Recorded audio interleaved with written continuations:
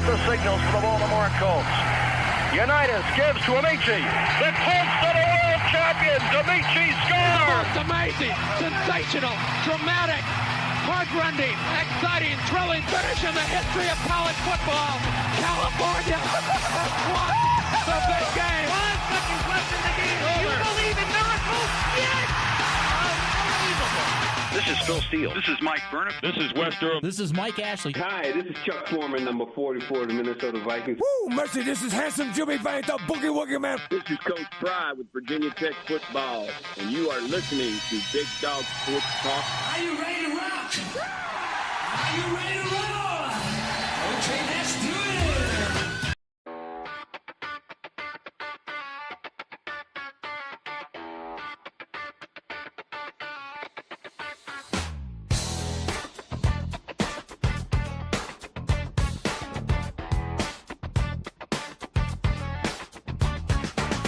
Rick Watson's got the mic, he's the big dog king.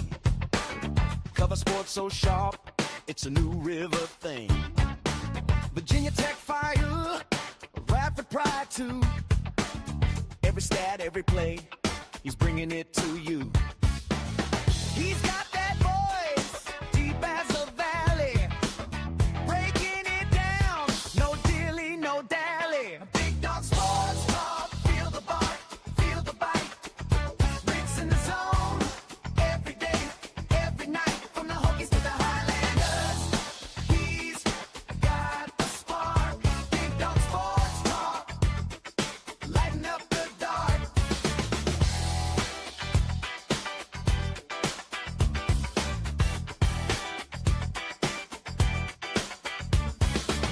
He's got the scoop, faster than a sprint. Calling plays like a coach, every word's a hint.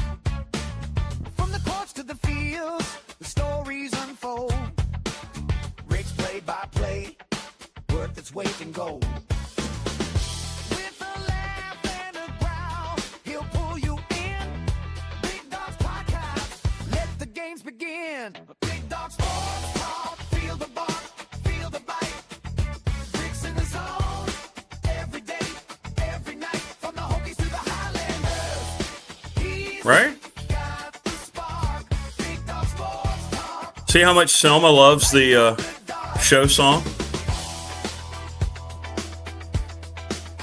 How's everybody doing here on a Tuesday? Good morning, Stephen. How are you? Hit us up in the McClellan Chiropractic chat room. We'd love to hear from you. Also on the Professional Incorporated text line, that's 391-0788. Please subscribe, like, and share the channel. Marva in Miami joins us coming up about 6:45. Brian Siegler from the Boundary Corner podcast, and then Mike Burnham. Marty and Rags tomorrow. Marty Smith, Coach Ragsdale. Got that locked down yesterday. What's going on, Scissors? Good to see you. Good morning. Please subscribe, like, and share.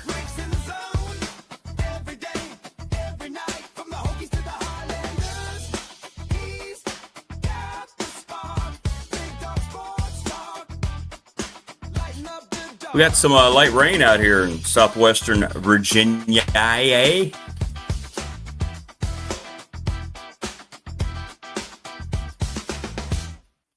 actually seen some people complaining about the rain. Now, don't complain.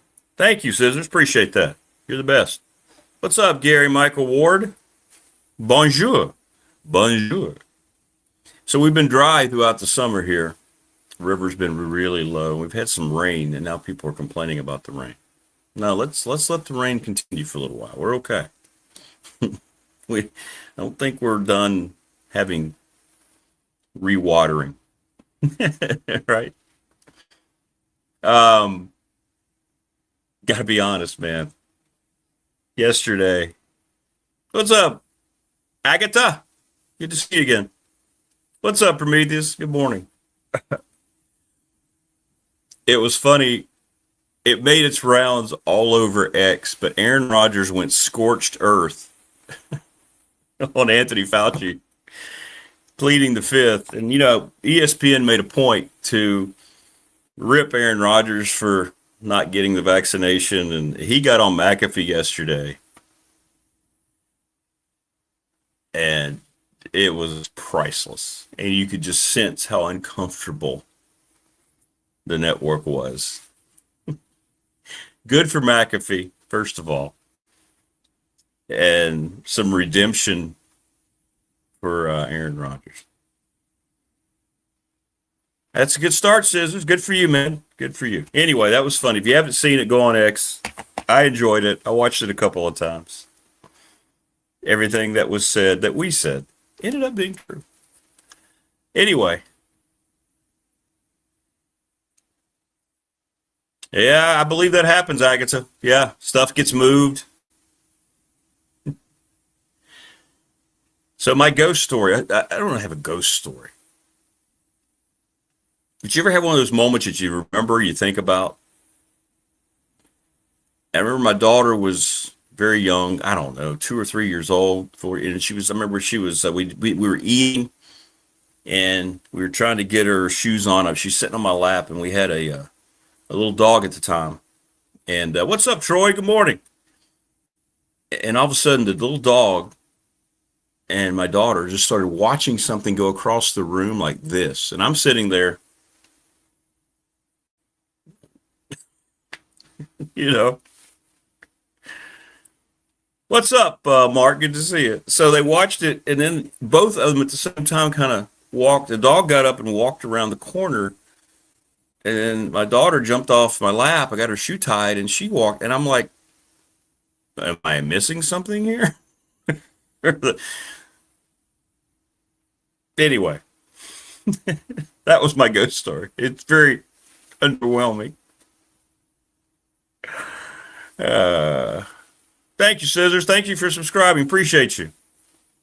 Stop by anytime. So who knows about ghosts and things of that nature? I don't know. I don't know. But anyway, if you haven't seen Aaron Rodgers, it was great. It was great. It was awesome.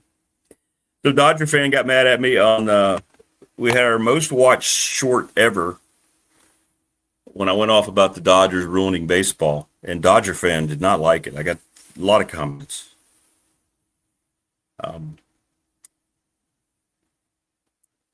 Baseball will not happen in 2027, so enjoy that. Enjoy that. And again, I will say this for all you Dodger fans who are ignoring the obvious. You are taking advantage of the system you've been given. Yes. You did not create the system. And Major League Baseball, because you went bankrupt, bailed you out of that situation. Bailed you out years ago. So you have an advantage with your TV revenue that no other club has. And you're already in Los Angeles. So, just saying. You too, Agatha. Thank you so much for stopping by. I hope you have a great day. Appreciate that. Thanks for your subscription. And I hope you don't have any more ghost-related issues. But hey, you know what? It's fine. Dodger fan that took their shots at me, you are entitled to your opinion. It is perfectly fine. Go Cubbies. Yeah, I saw the Dodgers are reeling a little bit. The Red Sox swept them. The Cubs did some good stuff at the deadline too, Mark. Cubs are good. Wait, let me look here. 64 wins. That's only 5 games behind the Dodgers for best record. Cubs are good.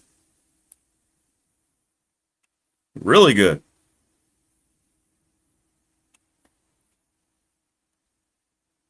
But anyway, so Dodger fan, that's fine. Your opinion matters, even though you were against me. My opinion is my own.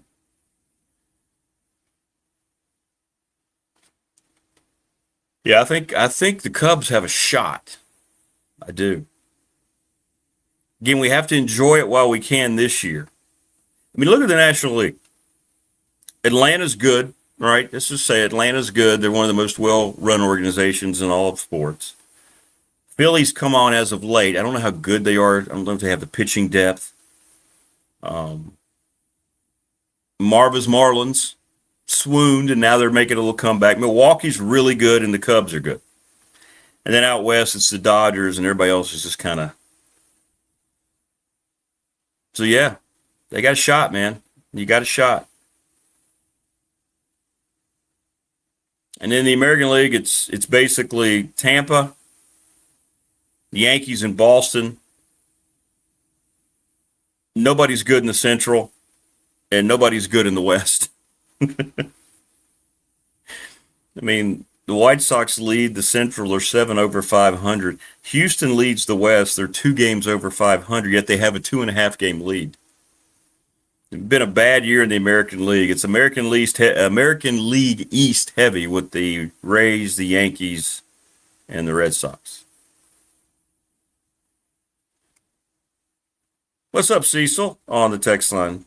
Yeah, Phil Steele was last week. Where were you, Cecil? Go back to last Tuesday's show. It's there on the channel. You can find it if you missed Phil. He was great. He was great. As always. And to answer your question, yeah, he's very high on Virginia Tech in year 1. Yep. What was really cool, he was really high on the ACC in year 1. I am too. I think the league's going to be fun. But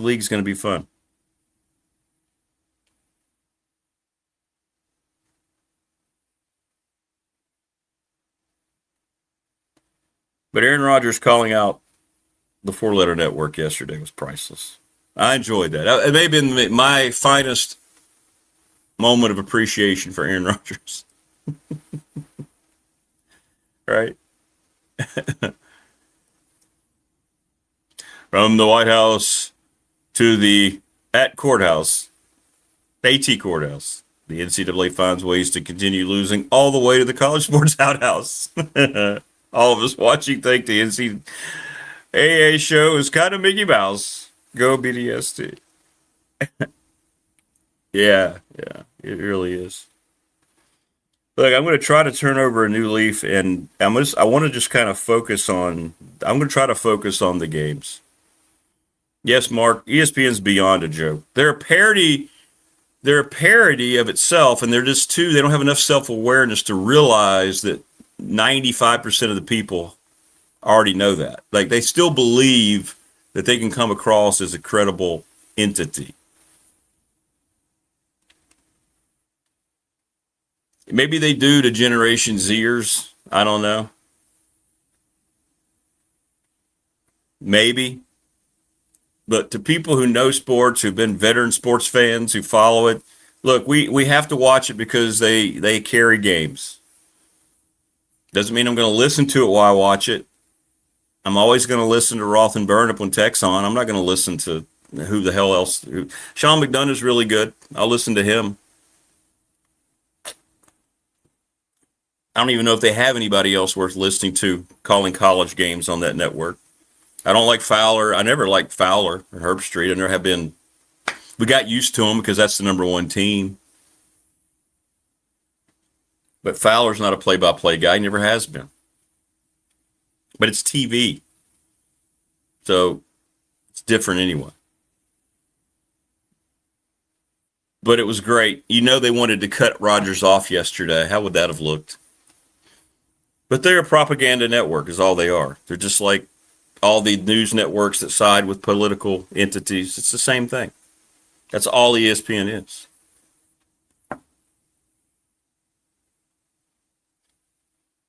It's all they are.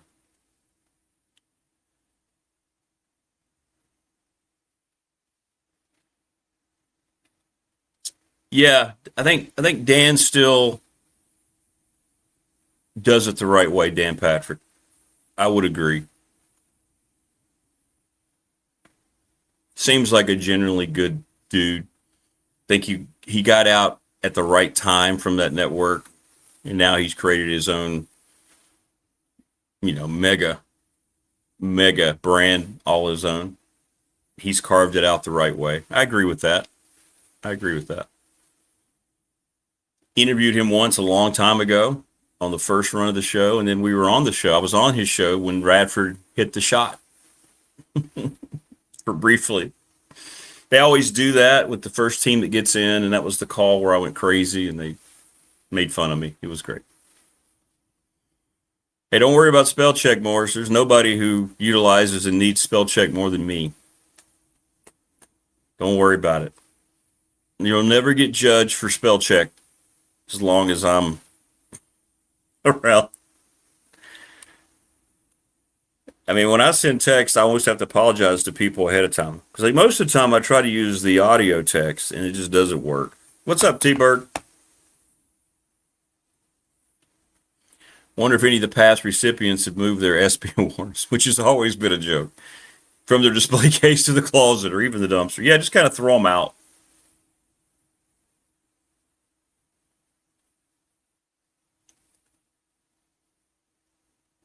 Zero self-awareness. Having to fire so much staff. By the way, people were wondering, Carl Ravitch came back to call games, but he was given the option, since he did get released. His contract, I think, goes a couple more months, but he could have either just left or if he wanted to come back and do games. And because he loves baseball so much, he's decided to call games. That's why you're still seeing him on there. Had a couple of text messages about that. They really think that paying, and I guess it pays off. I don't know. Who knows? I guess it pays off. But paying 4 or 5 people $100 and some million, and Stephen A. Smith, who they continue to parade out there, I guess their job model showing them it pays off. I don't know. I just don't know. It's disappointing, but I mean, and you control it, right? We're the consumer. We control it. You just don't watch. Just don't turn it on. I'm usually, obviously most of us, we're all working during the day when all that crap's on anyway. But if you were off, would you actually sit there and consciously ever turn on that show, any of those shows, and think, oh boy, let's go get some sports knowledge?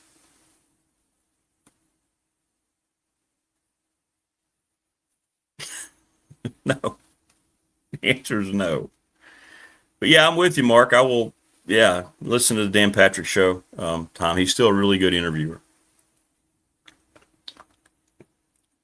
Now, he does get a little too political. He's not shy about his politics. Unfortunately, he falls into that same trap. But for the most part, he does it straight up. Yep.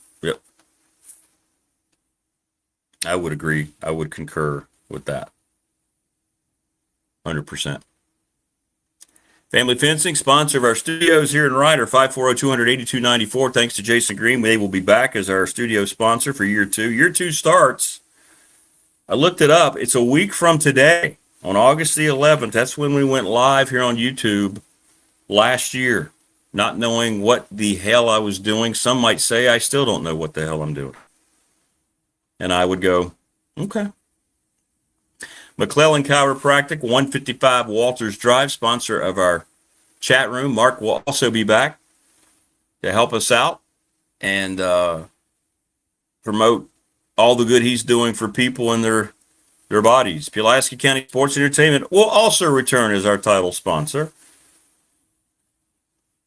Had a great conversation yesterday with Jonathan Sweet, thanks to him and Tim Miller. Successful weekend of jet skiing. The River Heating and Air, 1095 Radford Street in Christiansburg. We hope they return. I got to reach out to Charles. 540-553-2971. Get your air units done and ready to go. The BDST fan question of the week brought to you by the attorney Ryan Pry. We're already getting some good response. 701 West Main Street in Radford. Who will play in the college football national championship game? Right now, people are going chalk. They're going Georgia and Ohio State. Hit me up on the text line 3910788. You can DM me whatever it may be. Who will play, not who will win, but who will play in the national title game this year? National Bank member FDIC, the exclusive banking partner of me and this program, and I communicated with Larry Ramsey yesterday, the president, and they will return as our exclusive banking partner sponsor here on the program, and that makes me very, very excited that she's back for year 2. My. Here. Oh, no. Oh, no. That was out of nowhere. For instance, I went by there yesterday and had to take care of my, I told you how they helped me get refinanced with all the crap, coming out of your parents' past and things that you have to take on and things like that. And Jamie down at the Radford branch made it easy. You go in there and everybody greets you with a smile. You know what it means just to get greeted with a smile? A genuine smile. And you just always have a great conversation. It's just, I'm telling you, National Bank, that's the way to go. Professional Door, that's the way to go. Hope you took advantage of the $40 off. Residential commercial garage doors, 540-674-0008. Hopefully you got your preventative maintenance schedule. If you didn't, shame on you. It's your fault. ReadySetFun.com. That's Bob Chris 11 at Gmail. Series of text messages, and you can figure out.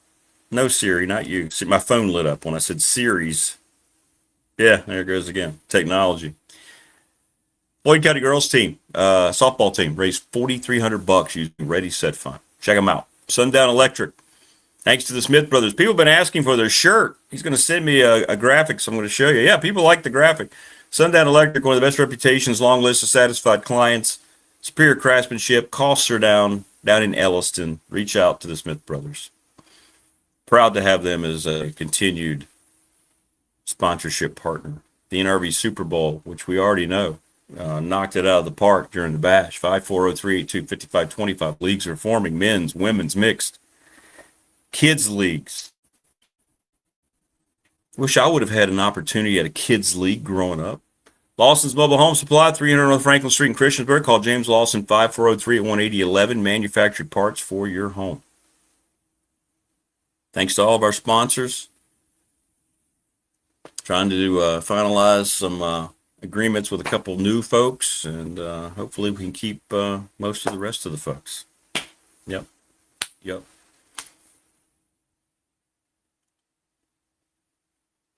Stephen A. No, we don't even turn it on. Yeah, we don't turn it on, Mark. We just don't turn it on.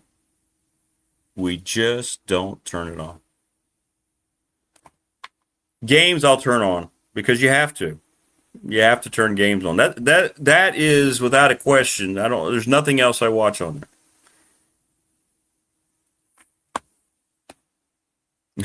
I don't have an MOS, Edvin, but people ask all the time. I keep my hair short because that's just the way I like it. It's the way I did it back when I fought, and I like it. Morris says Texas and Miami in the national title game. All right, Morris, we'll put that on there. Been a good question. I think that was Brandon who came up with that question. Brandon's been on a roll as of late. Thanks to the Chamber of Commerce, by the way, Montgomery County. Talked to those folks yesterday, got re-registered. They invited me back, so thank you. I need to get more involved with that, so that's on me. I will make sure that happens coming up in year 2. I will do that, Steve. And thanks to Brandon at Top Shelf Apparel for our T-shirts. We still have a bunch of them if you want some. $20. $20.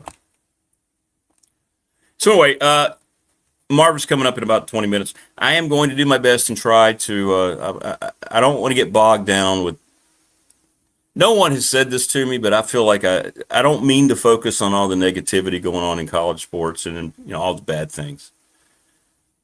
It so effortlessly becomes part of the mainstream conversation, though, because of all the ineptitude. Sometimes you just have to feel like you need to address it. And that's the case.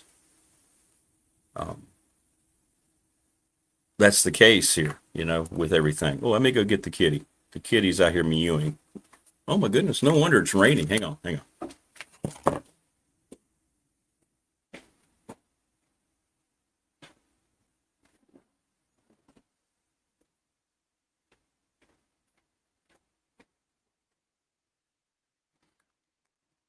We got ourselves a deluge.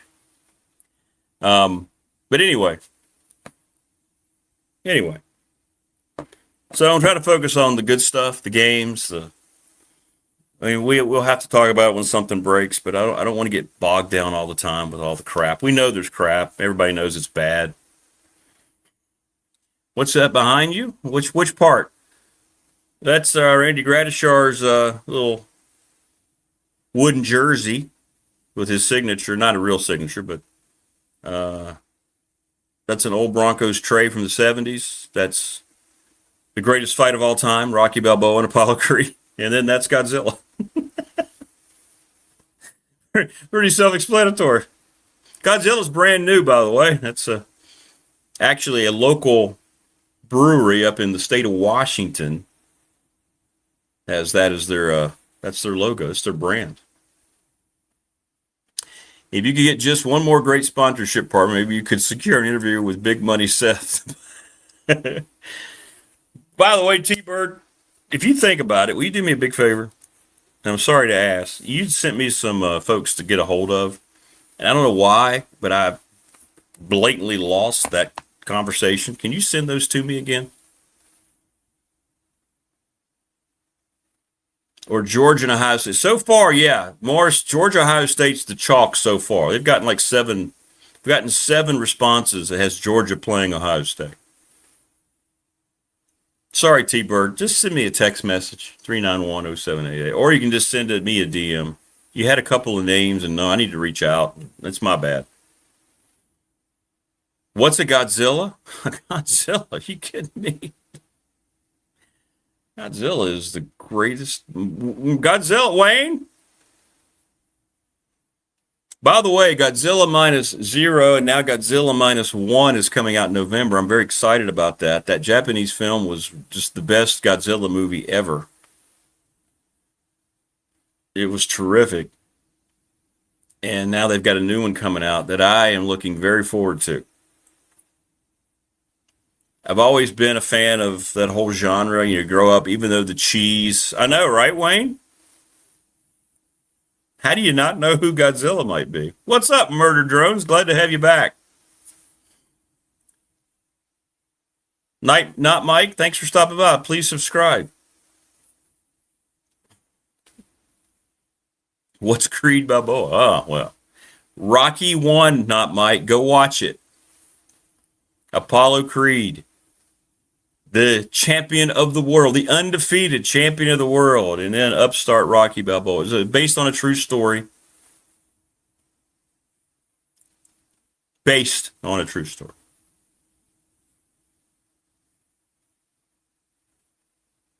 You're just rage baiting? No rage here, Mike. Good stuff. I like stuff like that. Welcome, not Mike. Godzilla's the greatest movie star and hero over the last 75 years. Yeah, Texas and Miami would be fun. I hope it's somebody quirky like that, Morris, in the championship game. That'd be fun. What's up, Edward? Yes, you did hear right. Marty Smith and Coach Rags tomorrow. Correct. 7 o'clock, second hour. Yep.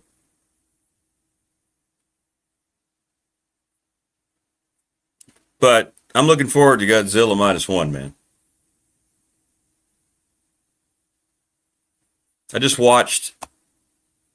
I liked the first one so much, I went out and bought the Blu-ray, and I watched it over the weekend again. And I usually don't buy things like that. That's a really good movie. Like, it's not just. It is a Godzilla movie, and Wayne, you know. That movie is very well done, the story that it tells. And it's just, they do it in subtitles because it's purely Japanese, and they were terrific. The production crew and they cared so much about it. It is really, really well done. Yeah, Godzilla -0. Great movie. Great movie.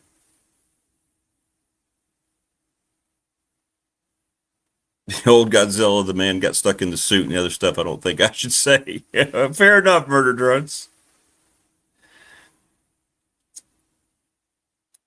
Or since we have severe Dane Brandage, VT at Indiana. Yeah, Kurt Cignetti, now, he's getting some criticism yesterday. Yes, Godzilla Minus Zero is the sequel, right, coming out. I think I had it backwards, but you're right. Yep. So Godzilla Minus One and now Godzilla Minus Zero. Great movies.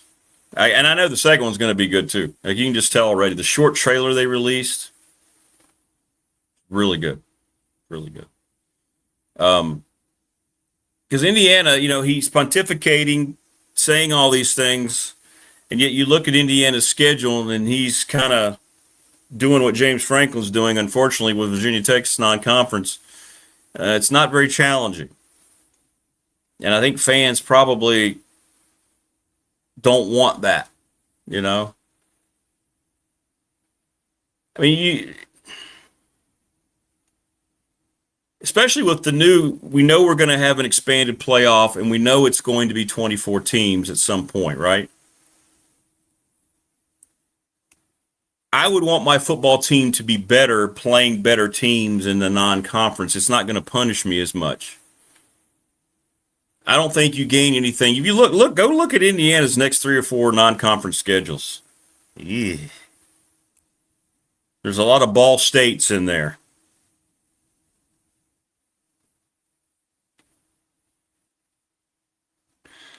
A lot of Ball States.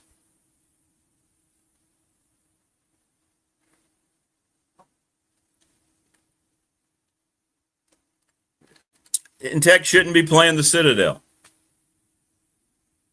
Tech shouldn't be playing the Citadel. They shouldn't be playing VMI to open the season this year. I mean, we can get into that again, but it does nothing for the team and it does nothing for the fans. This isn't the old games against VMI in the 50s, the 60s, 70s. This isn't where we are anymore.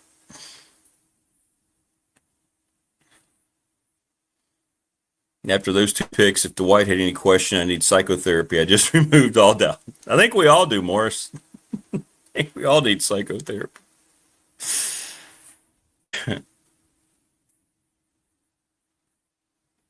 But yeah, it's interesting. I think Cignetti seems to intentionally be putting himself out there as the villain, although to me he's not. I'm not saying that he is, but people are trying now to, and especially people that are associated with the SEC, trying to put him as the villain. I think what he's doing is he's taking the pressure off of his team and putting it on him a little bit. We'll see how they are here following up a championship with a new quarterback. Because the old quarterback was absolutely sensational. The old Godzilla was interesting. Yes, interesting indeed. For the technology at the time, the lore of it, when you look back at it now, it looks kind of silly. The Godzilla Minus One was not silly in any way, shape, or form. Now, the ones with Godzilla and Kong, those are silly. I like them just because they're great popcorn movies. They're not good. I love the modern Kong. Like, what was the first one?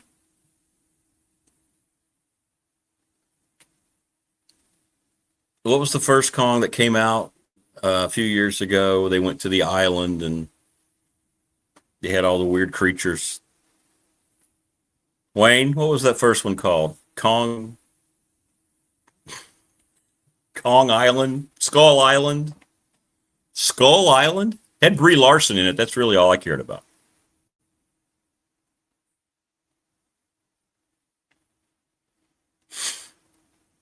I mean,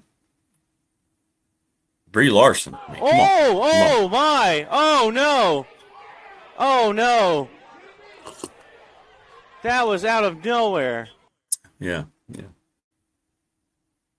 Lots of requests to use Old No Guy more, so I'm going to try to do that.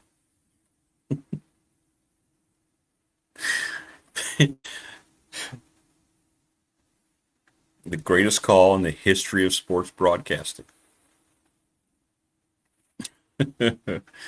Marva, Brian Siegler, and Mike Burnip today. Practice is underway, huh? Tech football practice. That's what August brings, right? High school practice is going. Colleges are going. 12-hour yesterday for Coach Grantham. Loves it. NFL camps. We got the Hall of Fame induction, Hall of Fame game coming up. Then you got preseason games, and I know they don't count, but it's just great to kind of see football. I want to see Mendoza out there in Vegas. I want to watch him get some snaps. I want to watch these guys. I know. By the way, Wayne, did you see the announcement yesterday by your Cleveland Browns? See, this is why you don't have a fully functioning franchise. This is why your franchise continues to flounder and be one of the two old school NFL teams that never appear in a Super Bowl. So they're building a new stadium with a retractable roof, and they're going to put turf, field turf in it, and not grass. They made that announcement yesterday. So you have the league players who want to play on grass, and the Browns are going to build a brand, and they've announced it proudly. We're putting turf inside our new stadium. Wow. So Wayne's going with Oklahoma, Ohio State. All right. Ohio State's showing up a lot. Skull Island, yeah. I like that Kong. Now, the ones where he's battling Godzilla, they're silly, but you know what? They're fun. Who cares? They're not good like -1 was. Can you drink 15 beers and do a backflip? What's up, Tuxie? Tuxie? Like my Uncle Leroy. There's always one Uncle Leroy, right? He was a hero at a party for a whole week. Then he tried fire breathing a week later and ended up with no eyebrows.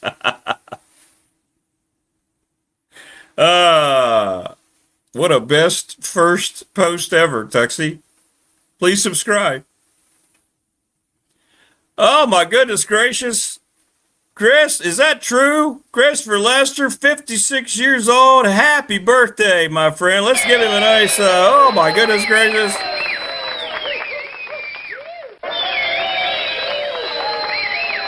Yeah, absolutely. Yeah, just for you, Chris. Just for you. My. Yeah. Oh, no. Oh, no. That was out of nowhere. 56? Are you kidding me? Sorry.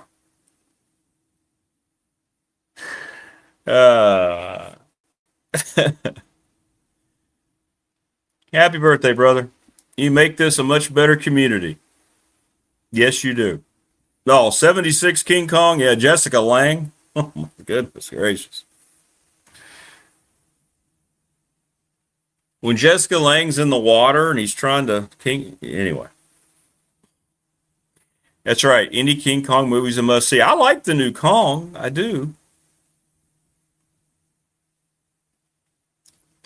Thanks, Tuxie. That was a great post. Appreciate that. You're welcome, man. Anytime.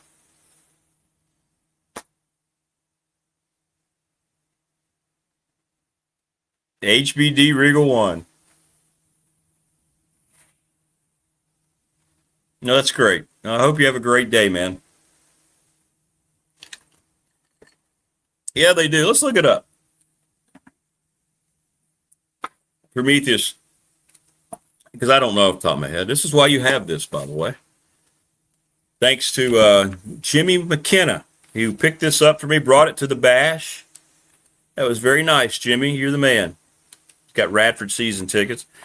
Ohio State. Oh, look, there's Ball State. But yeah, Texas, Kent State. But then you get into it. Illinois, they're at Iowa, Maryland, at Indiana, at USC, Oregon, at Nebraska, Michigan. I mean,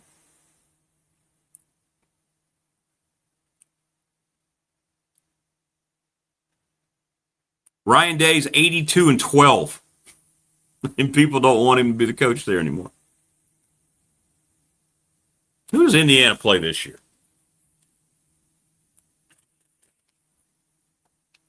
North Texas and Howard and Western Kentucky. That's Signetti's first 3 games.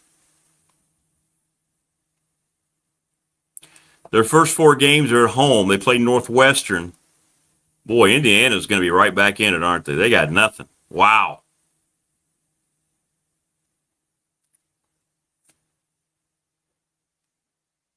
Josh Hoover, the new quarterback. So North Texas, Howard, Western Kentucky, Northwestern, they're at Rutgers, at Nebraska with Matt Rule. They host Ohio State. They go to Michigan. Those are your back-to-back games. Those 2 weeks, they have to navigate that, Minnesota. They host USC on the 14th, and then they go to Seattle to take on Washington. Then they finish with Purdue.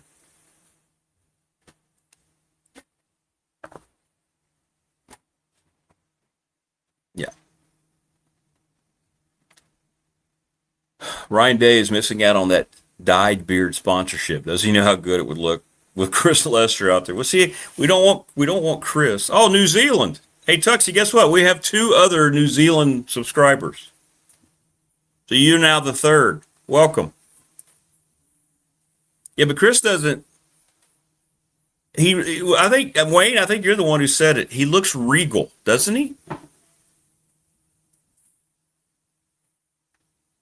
Yeah, he looks regal with his gray. Yeah.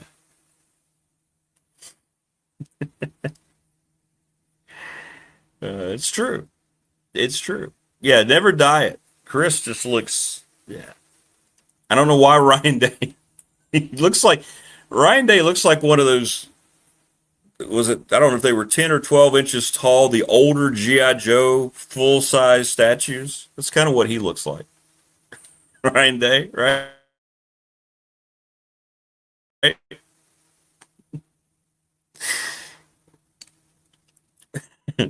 Tell me I'm wrong. Tell me I am wrong. Wonder how things are going at Marva's house now.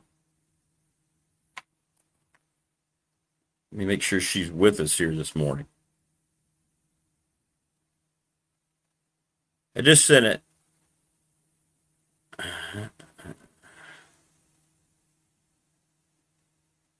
I'll send it again, Marv. Marva's got this new house, and she's got the worst internet ever. I'm going to send it to her one more time. There we go.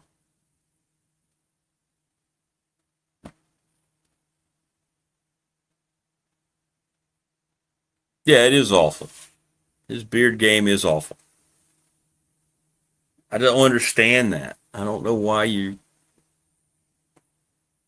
think he fills it in with a Sharpie before every game? Maybe he does. He might. He might fill it in with a Sharpie before every game.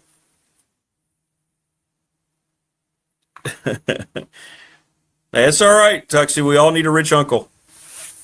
Hey, we all need Marvin Miami. What's going on, Miss Marva? Hello. I couldn't help but overhear that conversation.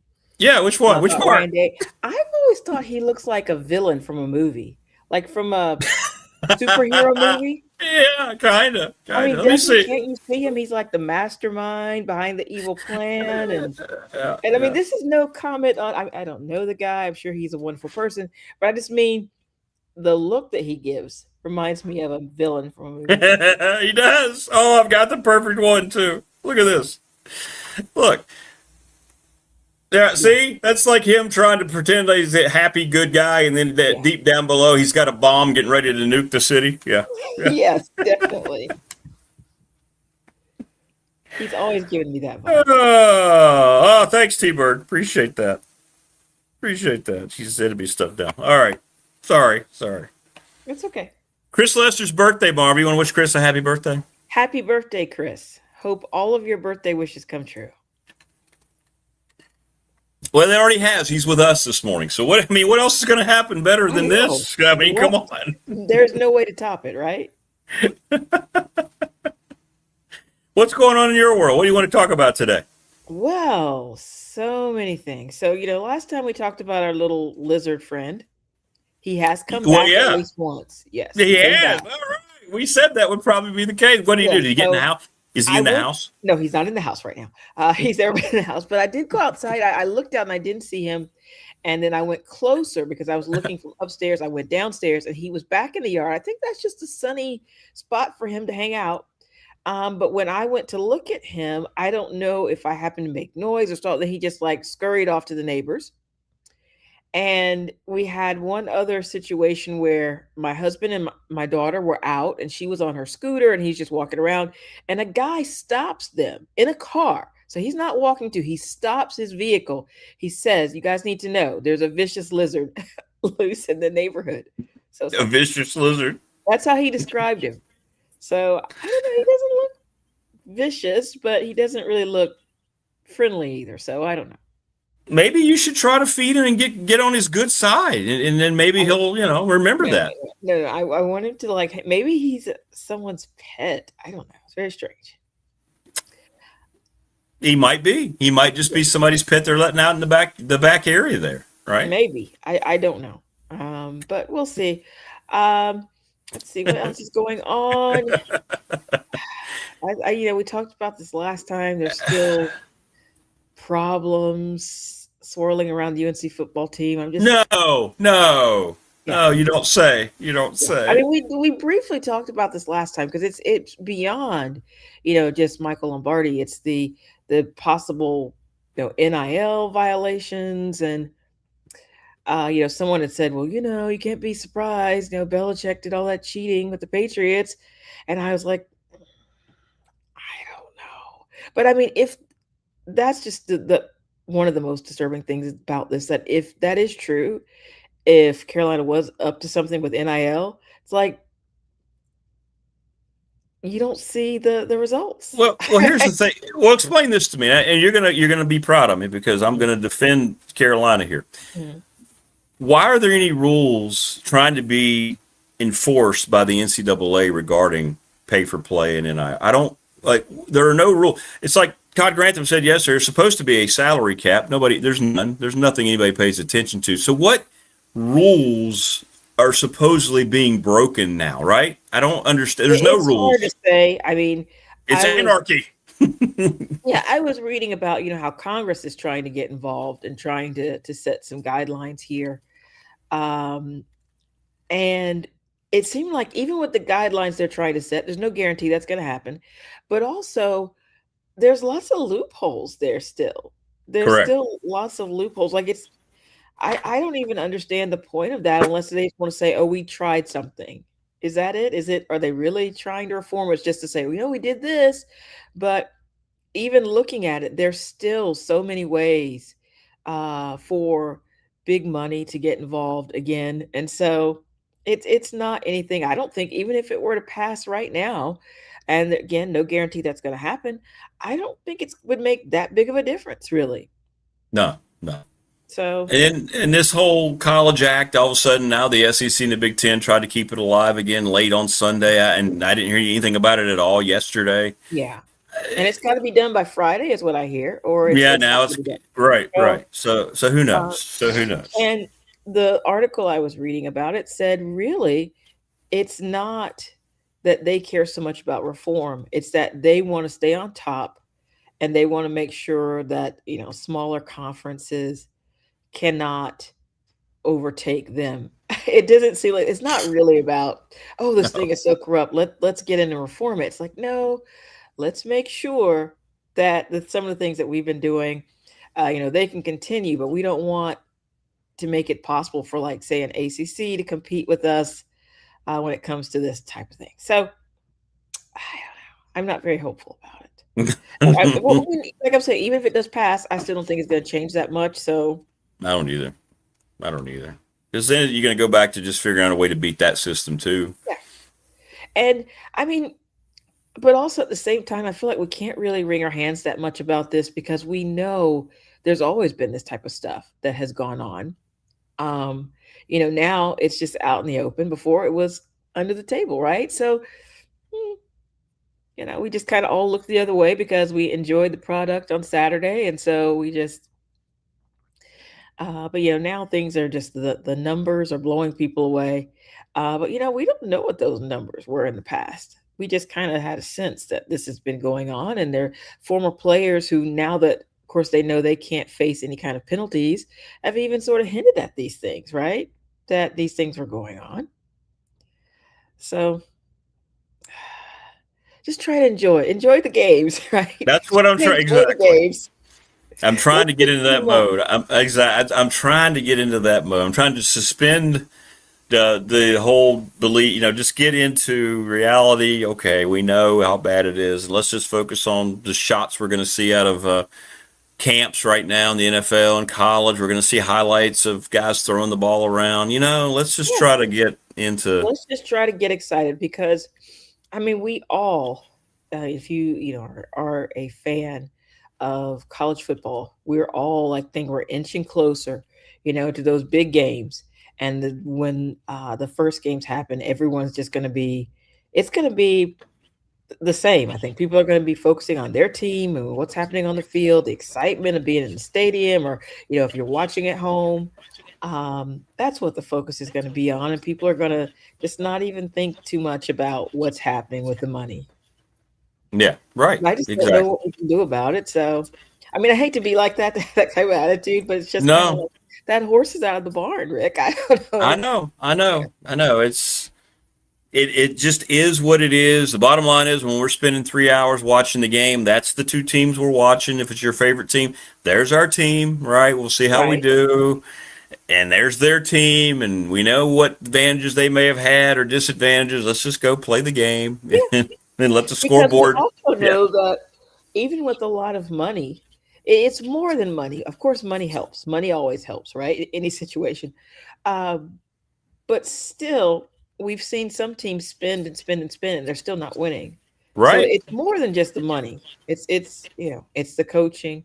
Valuation. How good are you at recruiting? Because even with the money deals, there's still certain programs that people want to go to, and there's certain programs that people, I'll go there if I can't get anything better, So it's not all about the money.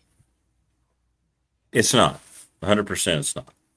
You got to have good people that are in control of it making those decisions. Yeah. And Kirby Smart, for instance, right? Georgia, it's a little easier. They may not be the best example, Ohio State, but they obviously have good evaluators to go along with the immense amounts of money they have to spend on their roster. They have had that for a long time. Right, and they've had it for a long time. Yeah. Because you're right. That's a great point. You can have all this money, but if Sometimes you're not picking the right guys, yeah. Or you bring in a bunch of guys and then they just don't gel or whatever. You have to, there has to be a lot of thought behind this. Happens a lot. Happens a whole lot. Yeah. So even, see in professional sports, there's some teams that are just committed. They're not going to spend the money. They're never going to spend the money. And you feel bad for their fans because they know every season they at the beginning of the season, everybody has hope, but there's some fans that they know their team's just not going to do it. Their ownership's just not going to do it. And then there's some other teams that are just constantly throwing money around, and sometimes it leads to success, and then sometimes it doesn't, and everyone's sort of laughing at you because you spent all this money, but your team is still not good. So let me ask you an honest question here. So I know how much you love Carolina. We have a lot of Tech fans that watch the show and they love Tech, and you're that way about Carolina, and then some. You're a grad, for goodness sakes. Yeah. So when you look at the football program, which I know you love, now not as much as basketball. I know that's the bell cow. I still love it. I know you do, but and it's a mess. Let's just say with Belichick, it's been a circus. So, and I know the answer what it's going to be, but I know you want them to do well. But to do well. Let's say they have another 3-win season. That'll probably they had a 4-win season last year. Oh, that's right. That's right. If they have another 4-win season, that would probably expedite the process for Belichick and that whole mess to be gone. Just be over. So, We can all kind of forget it ever happened. Exactly. And then you can start over with the new AD, and you can go find somebody to come in and maybe build the program the right way. Right. Yeah. And I mean, they're willing to spend money. I mean, I don't know if you've ever been to a Carolina football game. But I have not been down there. I've not been down there. Go see a game in Kenan Stadium. It's beautiful. They have nice facilities. It's a fun place to go and watch a game. I mean, pleasant. You know what I mean? It's not, one of those hallowed fields that we talk about with certain teams, but it's really nice. It's beautiful. And they do have nice facilities, but you have to get the people in, and you have to get the right people in, because it's a different place at Carolina, where the basketball is always going to be king. And so you have to understand this and be cool with that. And there's a lot of people that might not be cool with that, because they're used to, most places it's the football team, right? Yeah. So that's a problem you have. I don't know what's going to happen this season. I'm hopeful, but I'm always hopeful, Rick. I'm hopeful that we will all be pleasantly surprised, and Carolina will make some noise and be in the conversation about football again. I mean, that would be nice, but I don't know. It's just it doesn't feel like that's going to happen. It just doesn't. I'm just trying to be hopeful, Rick. I know. It's August. You know what it reminds me of? It reminds me, when I still cared about them, it reminded me when UCLA hired. What am I losing? I'm losing. Oh my Lord! I've already lost. That's my brain does that nowadays. You just lose things. Chip Kelly. Yeah. And I thought, okay, Chip Kelly, now he's got a good reputation. He failed miserably in the NFL, but he's a great college coach. And then you really got into it, like 2 weeks in, you realize how he butchered recruiting, how he was bad with PR. He started wearing black. They said, "No, aren't you wearing UCLA colors?" And he never would. And then they were bad on the field. It never worked out. And that's so strange. And then you started to realize, okay, they just need to lose to get him out of there at this point. Right. And I think Carolina fan might be thinking the same thing about, Belichick. Well, no, I mean, I don't feel that way. I would love to see them win and be able to say, I'm seeing all these predicted to finish last, just wild stuff. And I mean, I'm hopeful that all those people are wrong. But if it turns out they're not and they don't do well, then I mean, I'm not going to be upset if the Belichick era ends and they try something else. So. By the way, did you see what I did to celebrate the honor of your new friend, the lizard? I put up a Godzilla just for you to see. I love it. Yeah. But I mean, it really is just part of life down here. I mean, a few days ago, there was a small lizard in one of our bathrooms, and it just happens. Like, it really just happens, Rick. I don't even freak out about it. It's like, okay. Is it like your lizards are like spiders for the rest of us? Yeah, look, another lizard. Don't worry. Like, small spiders get in the house, nobody freaks out. Or, most people don't freak out about that. It's the same thing. The little lizards are everywhere here. Just when you see a big one. Yeah, when you see the head come out of the toilet.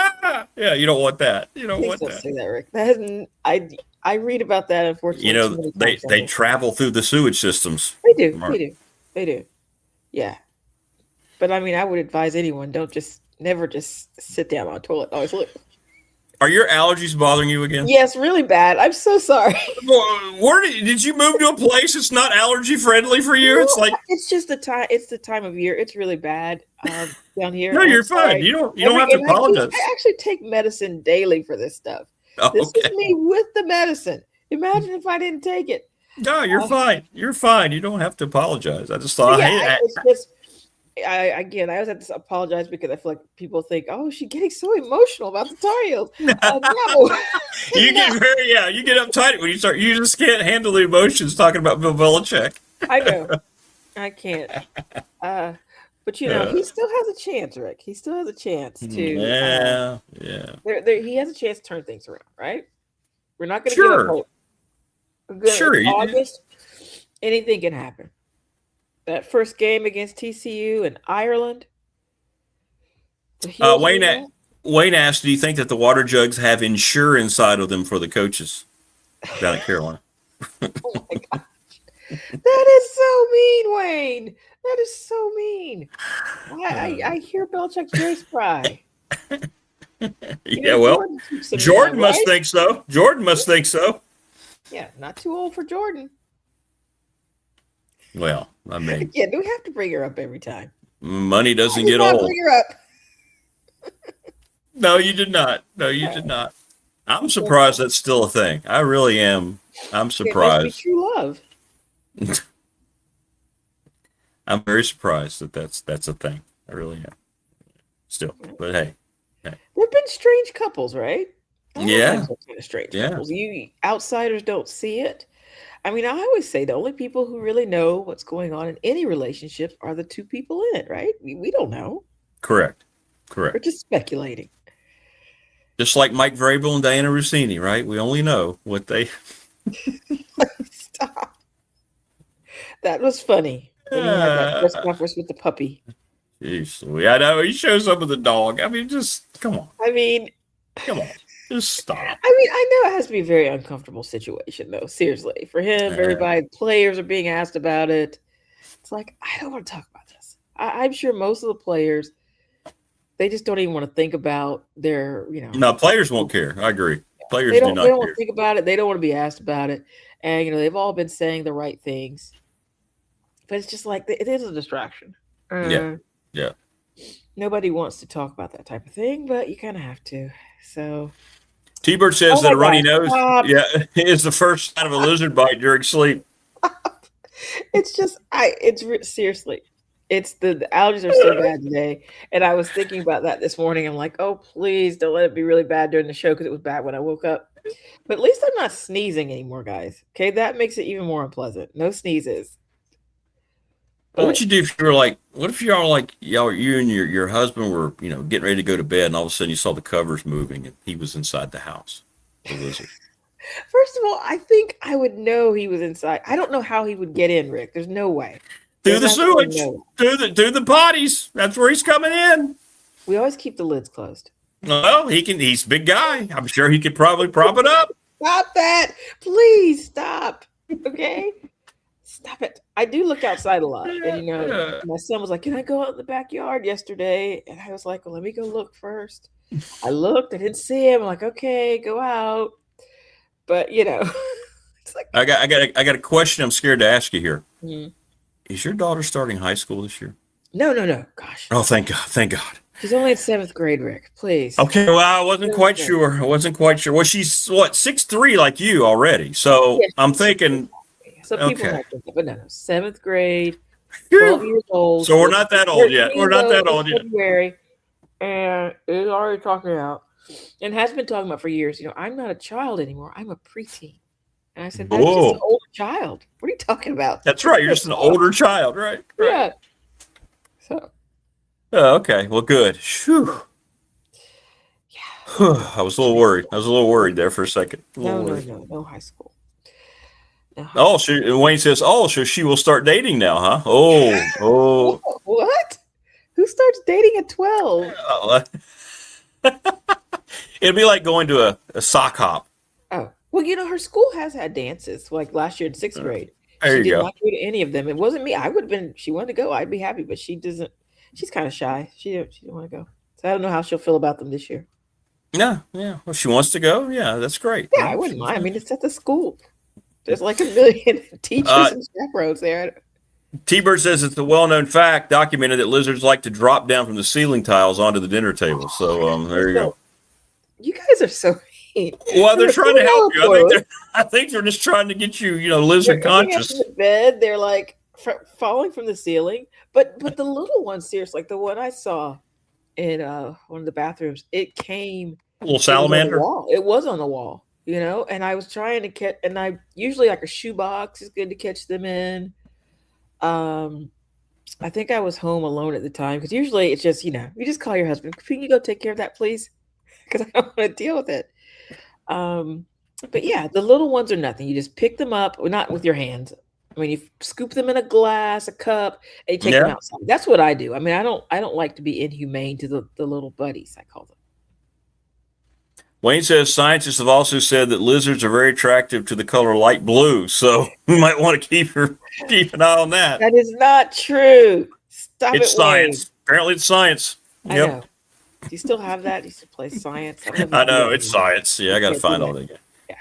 Yeah, I could. I just got to get. Yeah, I haven't done all that. Yeah, but no. Lizards, they're happiest outside. They're happiest in the sun. Okay.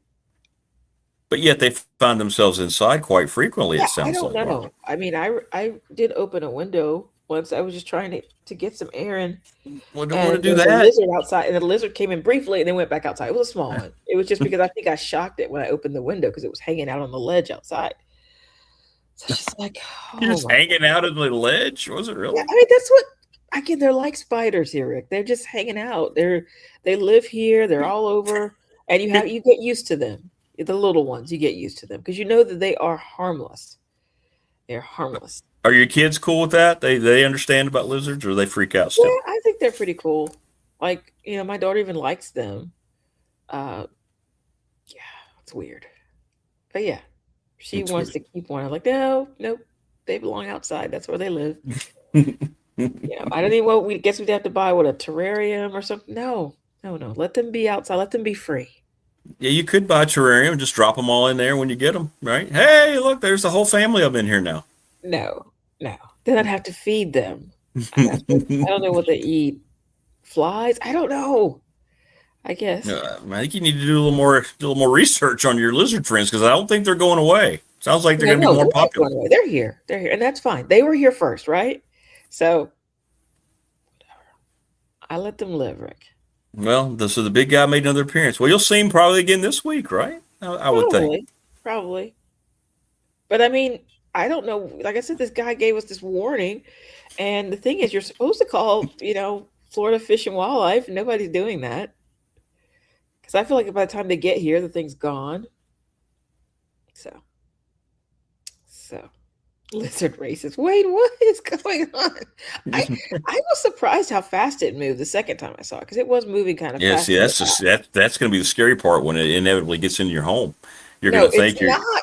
Rick, stop! It's not going to get in here. That is so crazy. That is not going to happen. It's never going to be in here. Okay, it's outside. Will you buy him a Lizard Carolina jersey? No, if you become friends, you can get right around. We're not going to become friends. Can you just stop, please? I think you're making my allergy get worse. We're just talking about. That's true. Yeah, y'all open up with a lizard. Y'all play TCU, the Horned Frogs. Well, it's an amphibian. It's not a lizard, but still very similar. Still kind of creepy looking, right? Yeah, the Horned Frog's creepy looking. Yeah. We're not afraid, Rick. Okay, we're ready to stomp that thing. Where's that game at? Is that Ireland? Is that the Ireland game? Yeah. Growing the game, right? Lots of you're growing. fans, I'm sure. Growing that game, yeah, boy. Yay! Again, my offer still stands. I will go over there and cover the game for the show for you. Will you take the lizard? No, but I will pack the even lizard? cover it for free if you just cover the airfare. Yeah. I'll go over. On a serious note, Brian says, wasn't it in Florida a couple years ago where the lizards started falling out of trees when the temperatures dropped into the 40s? Well, that's true. Those are iguanas, and iguanas are up in the trees. And if it gets too cold, they kind of go into like a hibernation state. And so that's why they fall out of the tree. They don't have balance. But once it warms up, like people will think they were dead. So people will freak out, but they're actually not dead. When the temperature warms up, they just crawl off like everything's normal. So yeah, they do have iguanas falling out of the trees if it gets too cold. That's another reason why it shouldn't get too cold down here. It's not good for any of us. So now Brandon's saying we need to get a sponsor to send Margaret to the game in Ireland. Who's going to send me? I would go. You couldn't wear Carolina blue. They'd have to be neutral. Oh, no, I would be neutral. I'd wear black or something. Yeah, there you go. Or green is Ireland. You could get away with a nice green. Wear green because isn't TCU, isn't that one of their colors? No, they're purple. They're purple. Black and purple. They had some green. Okay. No, yes, I can wear green for Ireland. Yeah, there you go. All right. Yeah. We'll work out your wardrobe attire. Yeah. Yeah. We'll figure it out. So really, I'm ready to go. Just let me know. I probably would need to go though like a week ahead just to kind of get the lay of the land, and I could report back on whatever it is they do in Ireland. But on a serious note, though, I do have friends who've been and said it's a lovely country, very beautiful. So Yes. I believe when Coach Foster was on, they just got back from Ireland, if I'm not mistaken. He talked about how beautiful it was. Yeah. So again, I would make that sacrifice for the show. I would like to say I would go. I would go to Ireland. Yeah. All right. Well, listen. What's up with the people? I'm just reading the comments. Well, they care about you, Marva. They don't want anything to happen to you, your fams. You know, they're trying to give. Nuggets? They're trying to give you all the warnings possible about these lizards. Those, so. Yeah. You don't eat chicken nuggets? No. Really? Not really. I just don't. I'd rather have a chicken sandwich. I don't really like. Well, yeah. No, preference, nuggets, but nuggets are kind of for kids. I mean, no offense to anybody who enjoys them. Well, then I'm eating kids' food a lot. Oh my goodness, you like them? Certain ones. There's a certain I don't go to like McDonald's and get them. Okay, good. Oh my goodness, I'm glad because those are the worst. I don't know what those are. But like the Chick-fil-A, those are great. But I just like the chicken sandwich from Chick-fil-A. I know. I don't eat the nuggets. Sometimes you don't want the bread, so you just get the little version. I think if you ask them, they'll make it into like a lettuce wrap. That makes it healthy. Well, no, I don't want a lettuce wrap. I don't. Yeah, let's not eat too much lettuce right now. I don't want that. I'm seriously avoiding it. I hope you have a great week and keep us updated on the Lizard Watch. And I hope your allergies get better. Thank you so much. Thank you. Yeah. By the way, it's kind of cool. You can't see it, but your shade back there behind you, it puts off a nice aura of Carolina blue. Oh, how nice. How nice. Yeah, it really does. Like mixing it up, going to different locations. This is not where I'm permanently going to be. I'm actually in my daughter's room today. She's not here. And so I'm sitting at her desk because it's convenient. But yeah, I like that about that. Yeah, check that out. When you got a nice little Carolina blue. They're going to do that. All right, well, be good, stay safe, and we'll see what happens at Carolina this week to talk about. Okay. Hopefully something good, right? It's got to be something good. Finally. I hope so. Okay. All right. See you guys next time. All right. Bye. Be good. Take care. There you go. Marvin, Miami.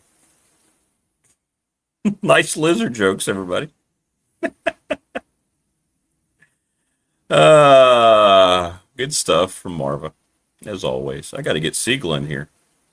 Creed's killing me. Now he wants back out. I got to get Brian invited, and we'll take care of it. Mike Burnett, by the way, to finish it off today. I don't know about you, but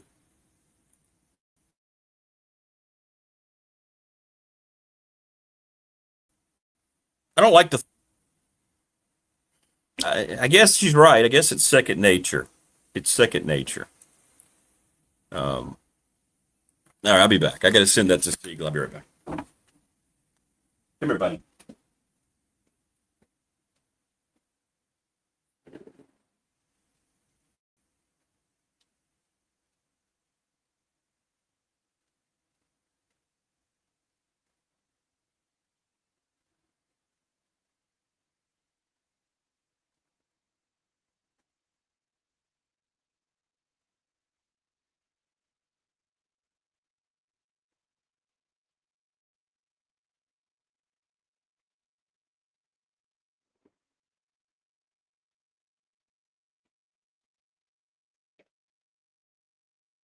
All right.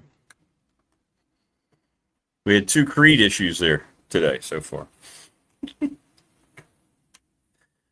Now Marva's going to be looking for lizards all the time. Brian Siegel joining us from the Boundary Corner. Sorry, Brian, it's a little late getting you the invites. It's Marva's fault. She started talking about lizards being in her house, so we got intrigued. So, hey, you know what? That's a topic that I'd like to dive into. So let's do that. Let's get into lizards being in your house. I mean, she gets them up. She's down in Florida, so she says, "quote It happens all the time." I don't think I like that. You know, I'd have some mixed feelings about it. I've got some cats in the house, so they'd be just chasing those things all over the place. Sure. So that would be interesting at times and annoying at other times. So yeah, exactly. You're just sitting there watching a tech game, and all of a sudden, here comes a chase right in front of you. Exactly. All of a sudden, like it's happening in front of me right now. Like that would be fun. Yeah. Right. Yeah, I got you. By the way, today is Christopher Lester's birthday. Yes, it is. Happy birthday, Chris. 50s. Yeah. think he said 56. Hey, Whatever it takes, man. Keep on rolling. Keep on rolling. we gonna celebrate you, buddy. Absolutely. We celebrate Christopher Lester. Hey, you got a show tonight, right? We're actually going tomorrow. Tomorrow night. Okay, Tomorrow night. that's all right. Tomorrow night. Yeah, everybody has to reconvene. I get it. I told you the schedules have been crazy. We've had one on a cruise, one in Charleston, one out west doing some off-grid camping. So it's been a schedule nightmare, but we got it going. We're lined up. We're locked in, and starting tomorrow, we'll be going every week until probably sometime in December. So. All right. Well, yeah, because it is time. Yeah. Buckle up, baby. Indeed. Feetball is here, as I used to call it growing up. It is here, and practice is underway in Blacksburg, and we're going to start to see nice images that they select for us to see. Yeah. But hey, nonetheless, we get to see guys in uniform. That's kind of cool, huh? I will take a curated selection over nothing. So bring it on, baby. Bring it on. Yeah, I need to figure out. I saw the media schedule they released, and I don't know. I don't know if it's media friendly or not. I have to ask some of those guys if they liked it or not. I couldn't really tell. Could not really tell if it was good or not. Did you see? I don't want to bury the lead for later in the week, but apparently the football alumni thing that Ty Smith put together went really well. So good. That's good to hear. It's good to hear. Well, I'm glad that you are going live tomorrow night with the gang, and a lot to go. What are you guys going to focus on with the start of camp now, officially underway? We've got a few things we're going to talk about.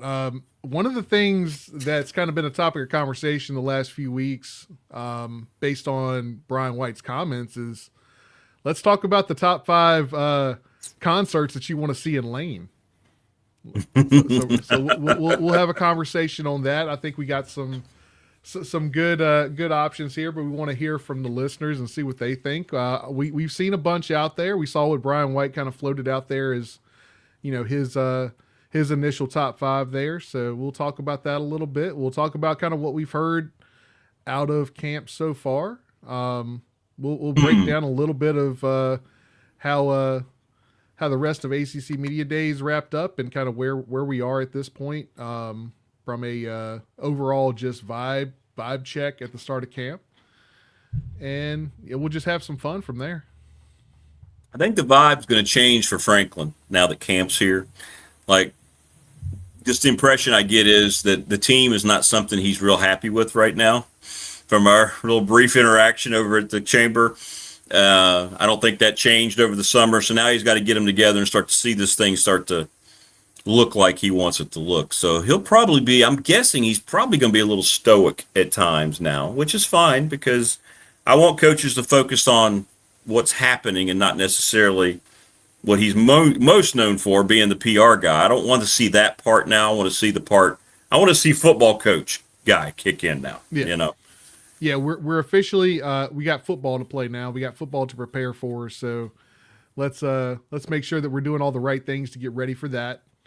And put it together and then let it take place on field and see how it goes. I'm with you. I don't think he's 100% happy with where everything is right now, but I think he feels a whole lot better about it than he did when he showed up back in last fall.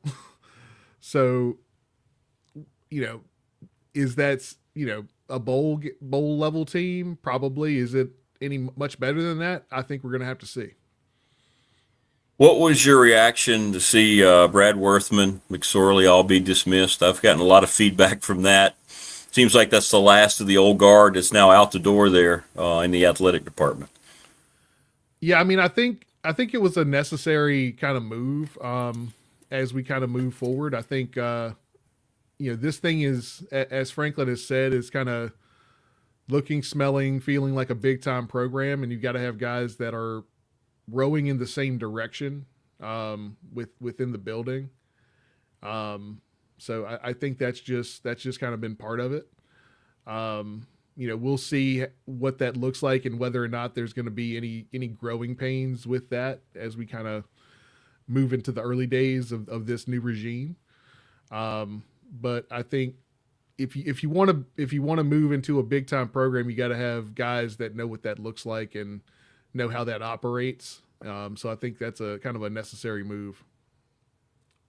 Well, we'll see. We'll see. I'm just, one thing I would put up as a kind of a red flag is this looking at the way to move Tech into a new era, or is this a way to just make it look like, hey, we're going to make sure everybody's on the same page as Franklin? Yeah, I mean, what we don't want it to be is just rearranging deck chairs, right? Like correct. Like we don't just want new faces for the sake of new faces. I mean, if everyone's moving in the same direction and everyone knows what the vision is, and you know, I'll take something that, hey, we're at least going all in on this vision, whether it succeeds or fails. We saw that what was happening wasn't working, so. Like I said, I'm hoping it's not just a rearranging of deck chairs and it's still business as usual. I'm hoping that we're doing different things, not just saying and putting different people in those places. Well, and one thing about it, they're all gone now. You can't blame them. They're all gone now. Whatever's going to be created now is with everybody that he has put in place. So you're right. Yeah. I mean, that it's all his now, which is what he wanted. So he's got it. So we'll see what happens with it. So. Yeah. I mean, and it's one of those things where, I mean, you know, when you want things your way, you're going to have to take the brunt of the responsibility if it doesn't go well. So we just got to hope it goes well at this point. Yeah, I know. Again, like I said, we knew what was being done wasn't working. So I'm 100% on board trying something different. I think focusing on the financial side of it is important and something that we hadn't always prioritized. So getting in an AD that is very fundraising and financial focused, I think is a good thing across the board, not just for football, but obviously football is the most important aspect of that because it costs the most money and it generates the most money. But like I said, we had to try something new because what was happening wasn't working. You think a lot of athletic departments like Tech are just going to now just be honest and just pretty much upfront about, look, football, men's basketball that's got to be our focus right off the bat. Anything else is a subsidiary of that. We're not trying to say we don't appreciate these other programs, but let's be honest.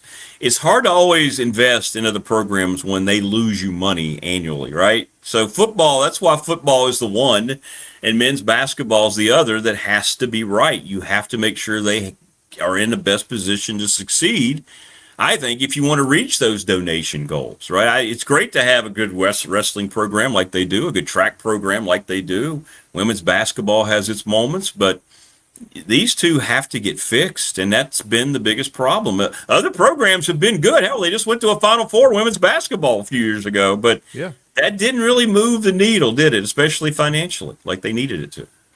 And you also kind of had the right mix at the right time with women's basketball that I don't think you're going to, you know, put the dice in the Yahtzee thing and throw it and get that combination every year, even if you kept all those pieces together with the coaching staff. And then you got wrestling that's more or less self-sufficient. So, you know, they don't necessarily factor into this discussion in the same way that like women's soccer does or track and field or anything like that. But to your point, I think the biggest criticism that Whit Babcock had during his, you know, probably the first 2/3 of his tenure is that he maybe focused a little bit too much on those non-revs and let football kind of down the vine a little bit. You know, started righting some wrongs towards the end there. But we got to a point where football was just kind of, okay, well, Beamer was able to do it on a shoestring. We're going to let Fuente, you know, kind of keep the blueprint. And then once some of those pieces started walking out of the door that were a part of that blueprint, the wheels fell off of that thing. And then, you know, we kind of get to where we are today. So, you know, a complete reset and refocusing on what the important things are in this era of college football, I think is a good thing for Virginia Tech. Well, it's something Coach Elmation pointed out because, you know, he was at Tech and, you know, whether you're talking to Coach Beamer, Coach Foster, whomever, Billy Height, they all say, you know, Coach Elmo was one of the biggest reasons this thing got turned around, at least in the right direction for those 2 years. He says that Virginia Tech allowed itself, and he singled out selection schools as opposed to projection schools. In other words, selection schools are, your Ohio States, your Michigans, your Clemsons. Well, Virginia Tech was a selection school under Frank Beamer, as opposed to being a projection school where you're just picking up the leftovers and you're trying to piece together things in your program. And he talked about that. What you just said, Tech allowed itself to become a projection school without any fight. It was almost like it was just accepted that we're here. We made 2 bad coaching hires, and now here's where we are. And it's like Franklin was the first one to come in and realize that we're not going to be a projection school any longer, right? Yep. Yeah, I think that's a big part of it.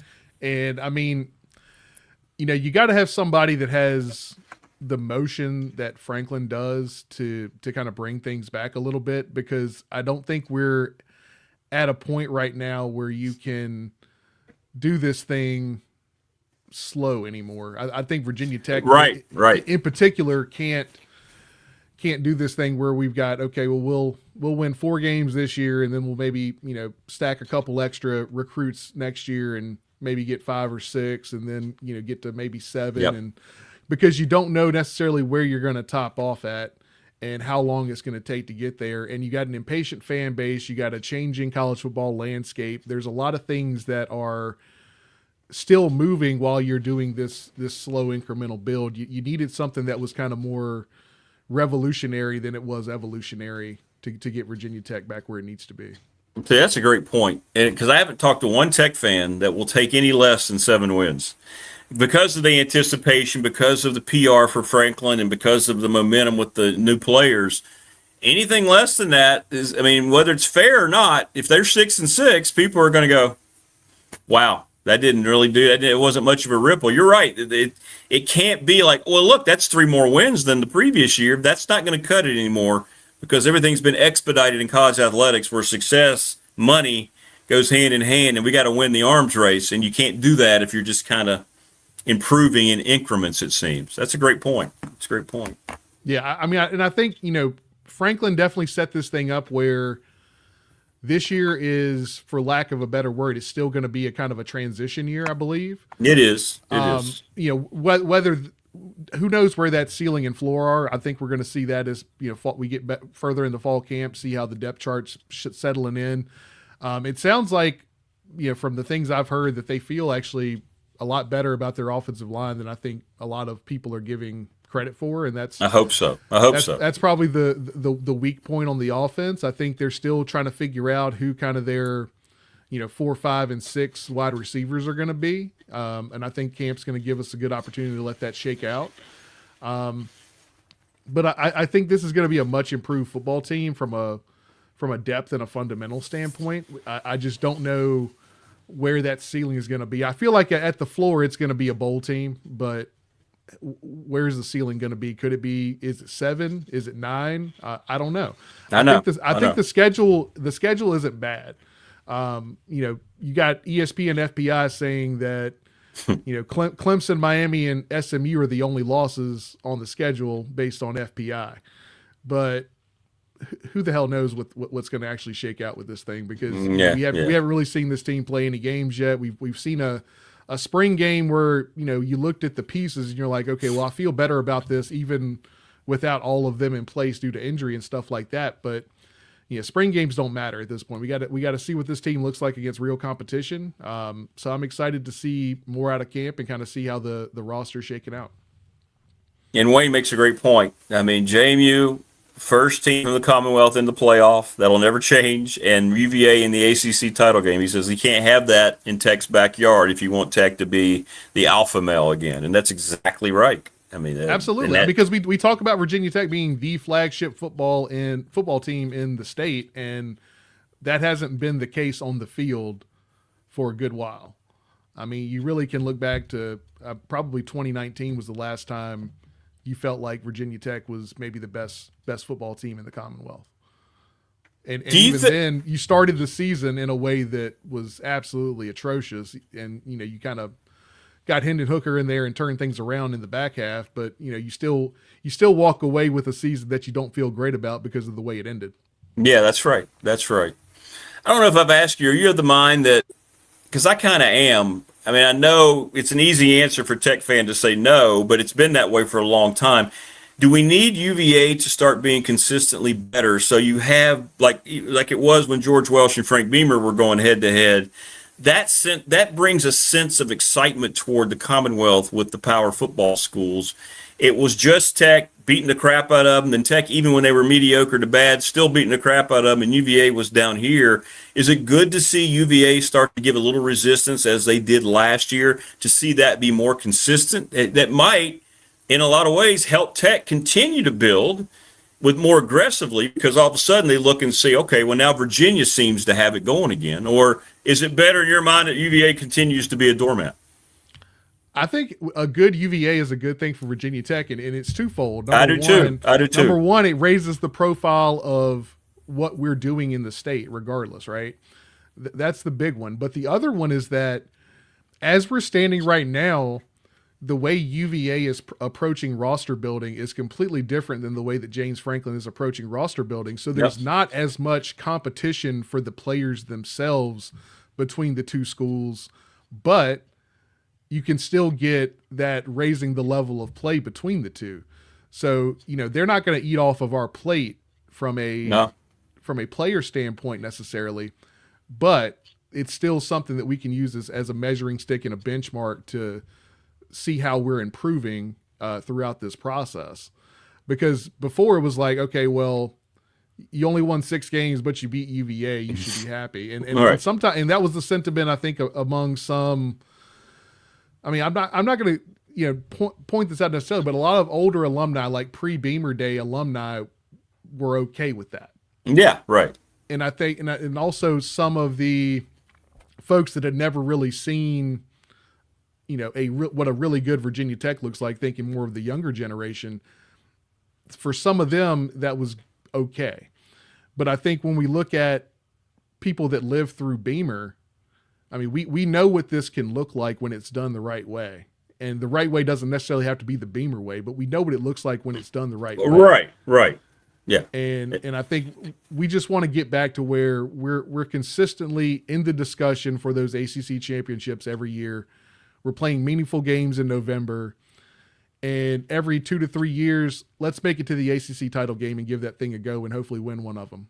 And you win one, you're in the college football playoff, and that raises the profile even more. And that's kind of where I think we need to be. I don't know if we'll get to where Miami is right now, where they're getting, top 10 classes every year, and they're going to be in the discussion for ACC championships every single year. But we just need to be playing meaningful games in November every year, where it's coming down to those last 2 games as to whether we're going to be playing in Charlotte or not. Well, I had a texter a couple weeks ago say, when I did my schedule prediction, and I had them going 7-5. I could see 8-4, but I had them 7-5. And they were like, look, be honest, if Tech wins 3 or 4 games and beats UVA, that's a good season. And I'm like, no, it's not. I said, so I asked the question. I said, all right, so you're saying if Tech went 4-8 and you somehow upset UVA in Lane Stadium that last game, beat them, which would be an upset if you're going into that game with 3 wins, you would be satisfied, as opposed to them winning 8 games, and let's say one of the 4 losses is UVA, right? You're telling me that would be unsuccessful to go from 3-8, even though you lost to Virginia, as opposed to going 3 or 4-8 and beating Virginia, right? That's the mindset you need to get out of, right, if you're going to take that next step. I think we need to get out of the mindset of beating UVA is the thing. I want UVA to be good, and that game has to matter. But at the end of the day, I want to see us win consistently, win the games we should, because that's what Virginia Tech did when it was a really good team, was that it won pretty much all the games that it should win, and it punched up when it needed to. Yeah, right. And we need to get back to that point. I mean, if you go out there and if one of your 8 wins is a win against Clemson, or you knock off SMU, I feel better about that than a UVA team that is, doing a crapshoot every year in the transfer portal and hoping that things, gel together that year. If they're still winning 8 or 9 games and they had some luck in the portal again, then okay, fine. It is what it is. But I want to see this thing get back to where we're in that discussion at the end of the year regardless of what the UEA game looks like. Exactly. And I think that's exactly what you need to move beyond. And if you do those other things, if the program follows and if James Franklin's right about his vision, they're going to win those games anyway, in all likelihood. So yeah. Takes care of itself. So tomorrow night, what time is it? Still 9 tomorrow 9 night? p.m. tomorrow night. Yep. We'll got the full crew together. It's going to be a good time. Well, it'll be great. That'll be great. So check them out on all the usual places. The Boundary Corner guys back. They should be energized. They've been vacationing now for, it seems like, 6 months. So everybody's going to be good. This has been a heavy travel year for the crew, man. This has been a heavy travel year. We've had folks moving around everywhere. So it's going to be good getting everybody back together and having a good time. Exactly. Well, it'll be a blast, man. Have a great time. And we'll talk again next week. Good stuff, BS. Absolutely. Appreciate it always, Rick. All right, man. There you go. Brian Siegler from the Boundary Corner Podcast. Check him out tomorrow night. So I'll be all together talking about all these awesome subjects and more. We start to look foolish only promoting our entrance and then getting boat race. Correct. Yeah, and they'll be heavy on that for that VMI opener. First time James Franklin coming up. Well, you know, Dwight and a lot of the former players were saying get rid of it, right, Wayne? Until we get the program back, get rid of it.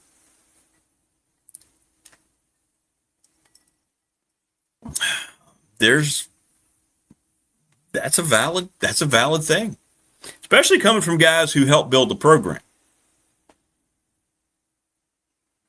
If they didn't want to see it anymore, yeah, how exciting can it be to go out? Remember, I don't know who, somebody might remember his name. I don't. The Miami quarterback a few years ago. Remember what he said about coming in the Lane Stadium? That was back when we were still on radio, and we talked about it that week. And, you know, they don't get much of a crowd down in Coral Gables, at least student support. And he was asked during the Miami press conference about going into Lane Stadium, your thoughts. And he said, actually, I'm really excited to go up there. No, it wasn't Denzel Ward, I don't think. But he said, it's a great playing surface. And he goes, and after they do their Sandman Open, if you get out on them, the place gets pretty quiet. It's a really good place for a visiting team to play. There's not a bigger insult for a home stadium than to hear the opponent say, yeah, we can't wait to get up to Blacksburg. There'll be some energy there, and we know we're going to beat them, and the crowd won't be a factor. I mean, it shouldn't be a bigger insult. You guys got to put up with the open. He made some comment like that. I can't remember who it was. Maybe it was Ward, Brandon. I don't know. Who was the quarterback last time Miami came to Blacksburg? I don't remember his name. But nonetheless, we talked about it a lot then. And as a matter of fact, shortly thereafter, we had Brent Pry on the show. And he talked about making Lane Stadium a place where teams just did not want to come play anymore. And it has, and Dwight's talked about it how long? It used to be a destination that no team wanted to travel to. You came to Lane Stadium, especially during a specially televised game on a Thursday or Friday night, Saturday, whatever. You knew you were going to go out of there in all likelihood with an L. And even though the Tech fans are great and supportive, it's only human nature when you see the other team get up a couple of touchdowns. Remember how quiet the place was last year against Vanderbilt and Old Dominion? You could hear Old Dominion fans cheering on television as they just kept piling it up last year. Tech fans, the game Tech fan left at halftime.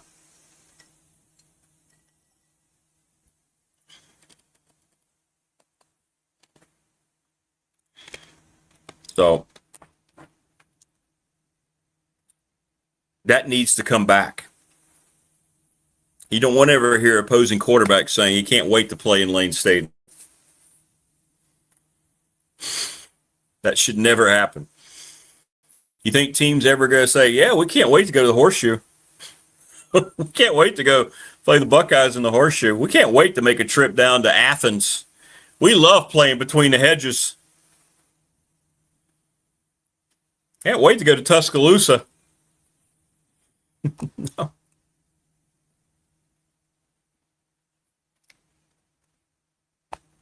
It could have been Denzel Ward, Brandon. I don't remember.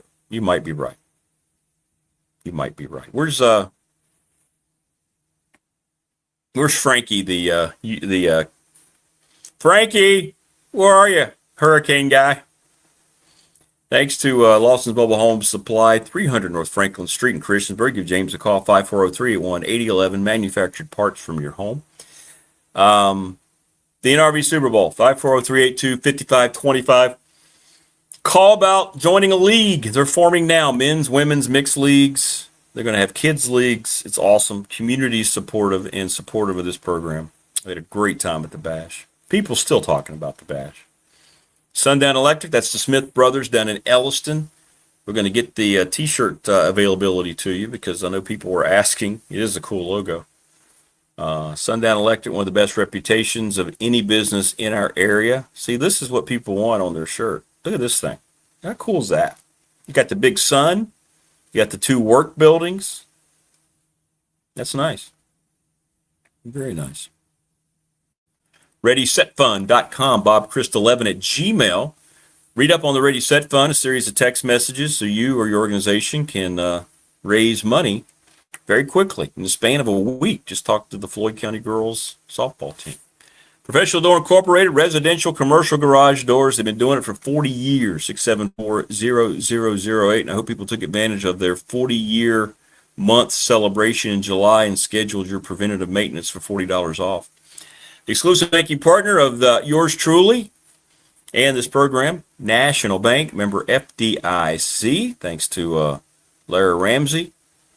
Very excited and honored they are back as our exclusive banking partner.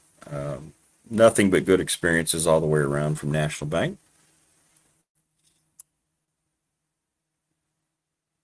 BDST fan question of the week. We've gotten several more today. Who's going to be in the national title game? I'll tell you what, Ohio State's dominating this thing as one of the participants. 701 West Main Street in Radford, Trust and Estate Planning for the attorney Ryan Pry. Little River Heating and Air, 1095 Radford Street in Christiansburg. Thanks to Charles Lee. Look for the blue and black truck. We're presented each and every day by Pulaski County Sports and Entertainment. Thanks to Jonathan Sweet, Tim Miller. They had Jonathan on yesterday talking about the jet ski event. Mark Hunley, McClellan Chiropractic, 155 Walters Drive. Reach out to Mark. Go see him. And Get Your Back Pop, sponsor of our chat room. The video we went over there with yesterday, by the way, or when we went over there, not yesterday, several weeks ago, it got over 700 views. How about that? 700 views. And Family Fencing's back, and we're so happy. They were the first sponsor to join on the new program. We celebrate a year next week, next Tuesday. Family Fencing's 540-200-8294. They got a big billboard on the interstate. Check it out. Mike Burnup will join us here in about 15 minutes. Don't forget the Friday night pit game. Everyone coming, let's go. I am free. I checked the schedule. I do not have a broadcast that night. I got a little worried yesterday when we talked, Morris. By the way, thank you so much, T-Bird. I got your text. Appreciate you, brother. I will reach out here in the next day or two to all those folks. Thank you. Thank you. Thank you. Yeah, we're going to see maybe if Big Al, if he's around, Hokey Bob. We're going to find out where we can be to do like a little special tailgate for that pit game. Especially if it's everybody's 4-0.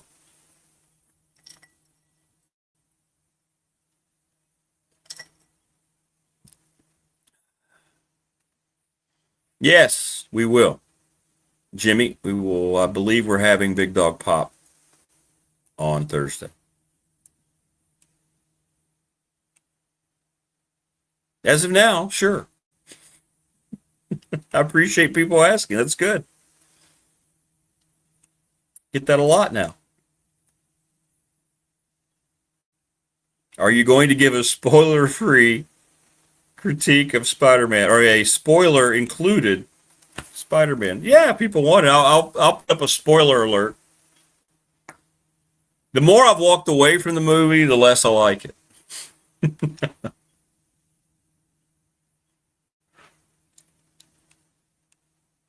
Yeah, there's a lot of things I could say about Fauci, but I'll save that for Pop. I think what happened the other day sums up what that whole government-induced scenario was all about. Yeah. Anybody have any more questions after that embarrassing performance? There's a reason Aaron Rodgers was sticking his chest out yesterday on the McAfee show. But we don't want to get too political, but I think anybody with two eyes and two ears knows exactly what happened if you can just put your bias away.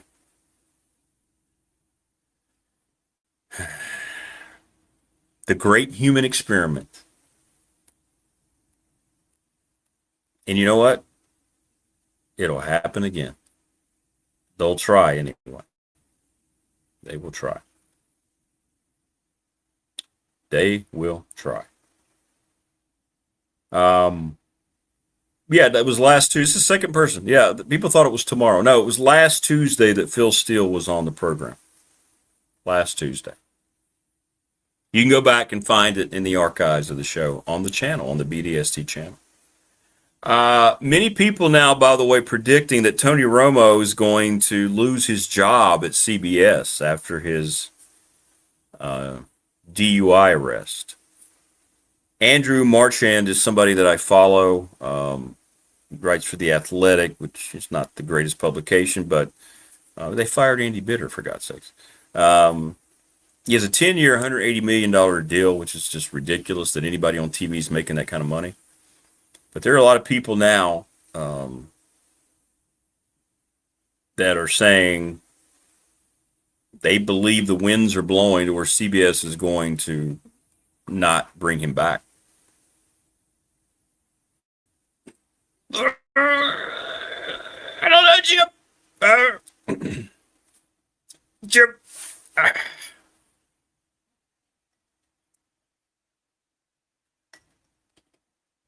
We'll see.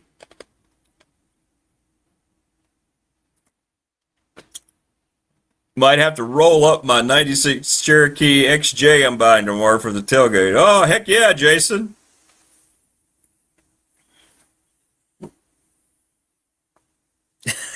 Yeah. Got stretch, Chip. Made a bad decision, Chip. I needed to be more like Patrick Mahomes, Chip. I failed him.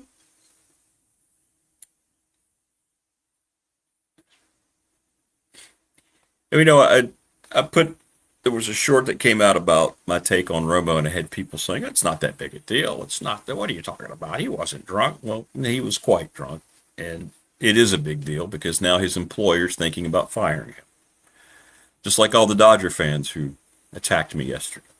You can defend your team. It's okay. And you might be the beneficiary of everything that's going on, but it doesn't mean that it's good for business in the game. So next year, when the game is stopped and you're going to look around and you're not going to have baseball to play, then maybe you'll understand what people are talking about. When they look at the Dodgers as the poster child for everything that's wrong with baseball.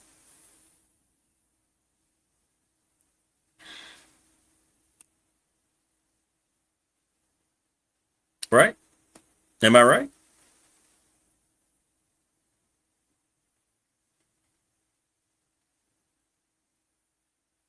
Right?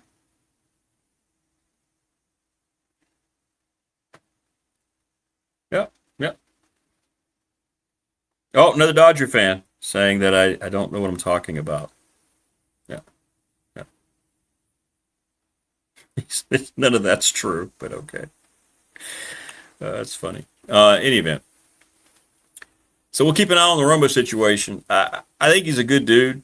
He seemed like a generally good guy. He made a big mistake. A lot of people have made that mistake, but when you're making $180 million,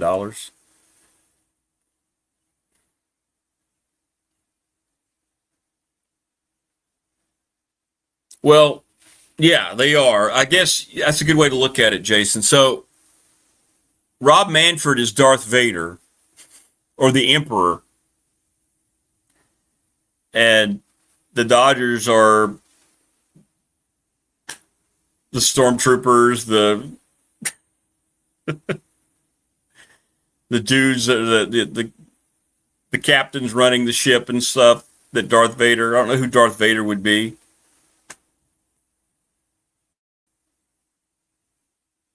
Wow, we got 2 opens in one day. From Tony Romo's remaining $72 million CBS speakeasy contract, J.J. Watt is about to clean up and show Tony how to add and subtract. Let's hope Romo gets himself back on track. BST forever.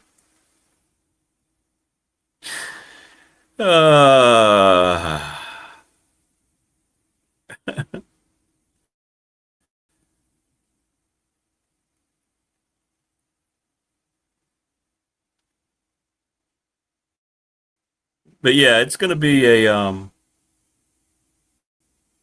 it's going to be very interesting to see what happens with him. Now, I don't know how I feel about it, to be honest. I don't know. I just know from a network standpoint. From a network standpoint,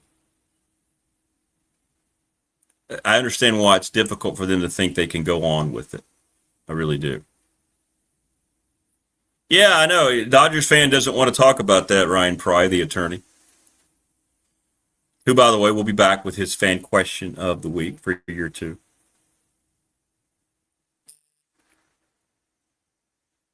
The baseball saved the Dodgers from bankruptcy, and it does. They have such an unfair TV market share. Ridiculous, to be honest.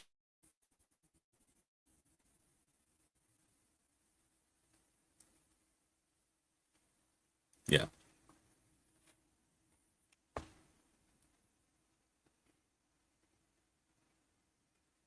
J.J. Watt. Yeah, I don't think he's very good either, to be honest with you. Like, I like J.J. Watt. I don't think he's very good on... I agree with you, Wayne.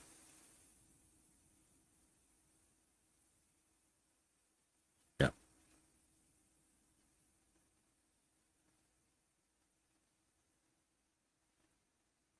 Yep.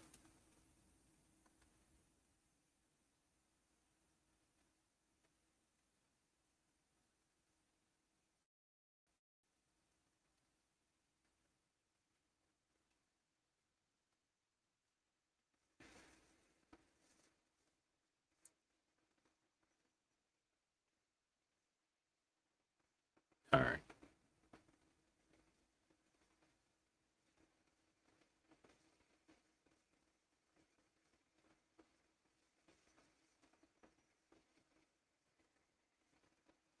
I had to respond.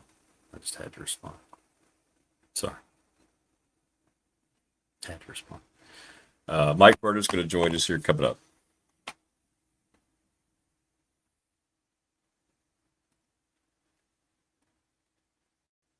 Nah, I kind of gotten off the Justin Bateman train too. Put it this way. Anybody who's currently in Hollywood, it's hard to get on their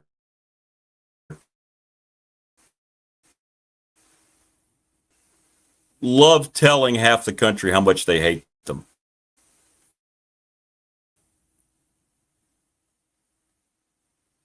Yeah. Like I said, social media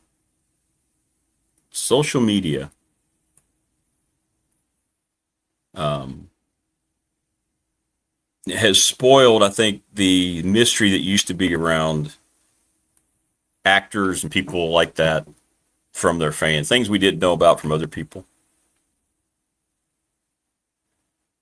Who do I have for the NFL Super Team? The Rams. I think the acquisition of Myles Garrett puts the Rams in a stratosphere. I think Aaron Donald's going to play football again this year, too. Yep.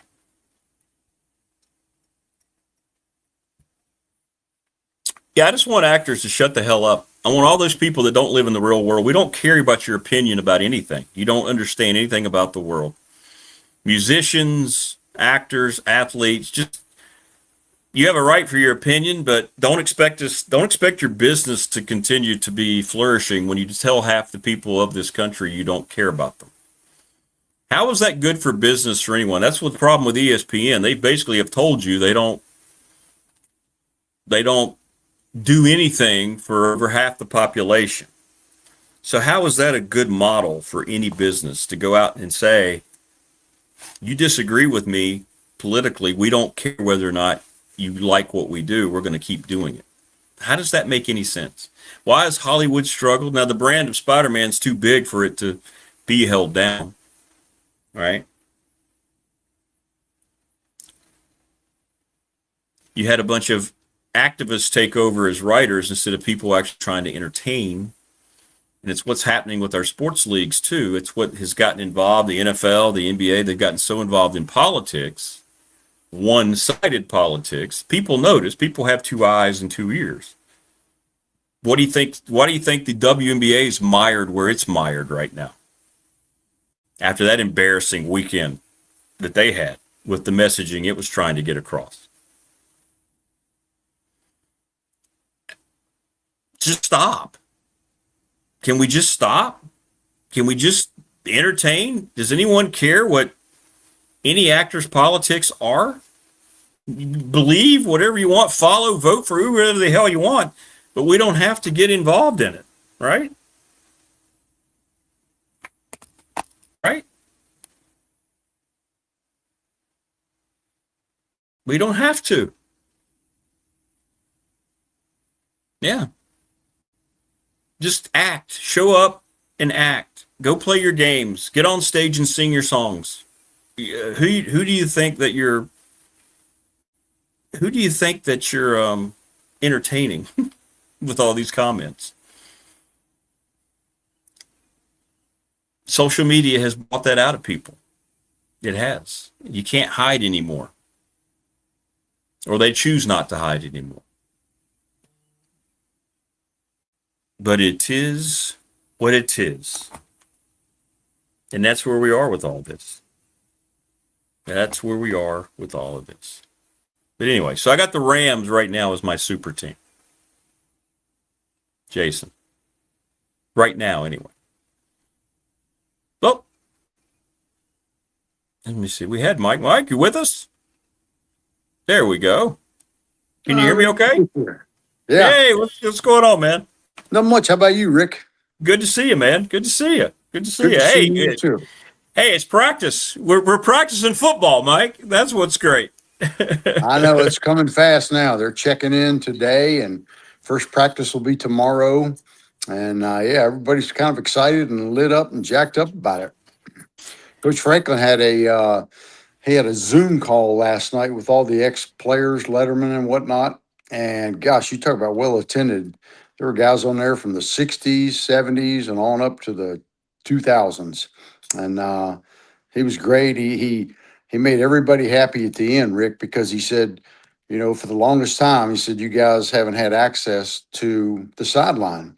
And so to all the ex-players, linemen or Letterman, he is going to let them get access on the sideline during the game, during the whole game. So they're going to be down on the field. So the field on the home side there is going to be pretty packed and pretty crowded, I'd suspect. You know, they got to stay out of the box and all that.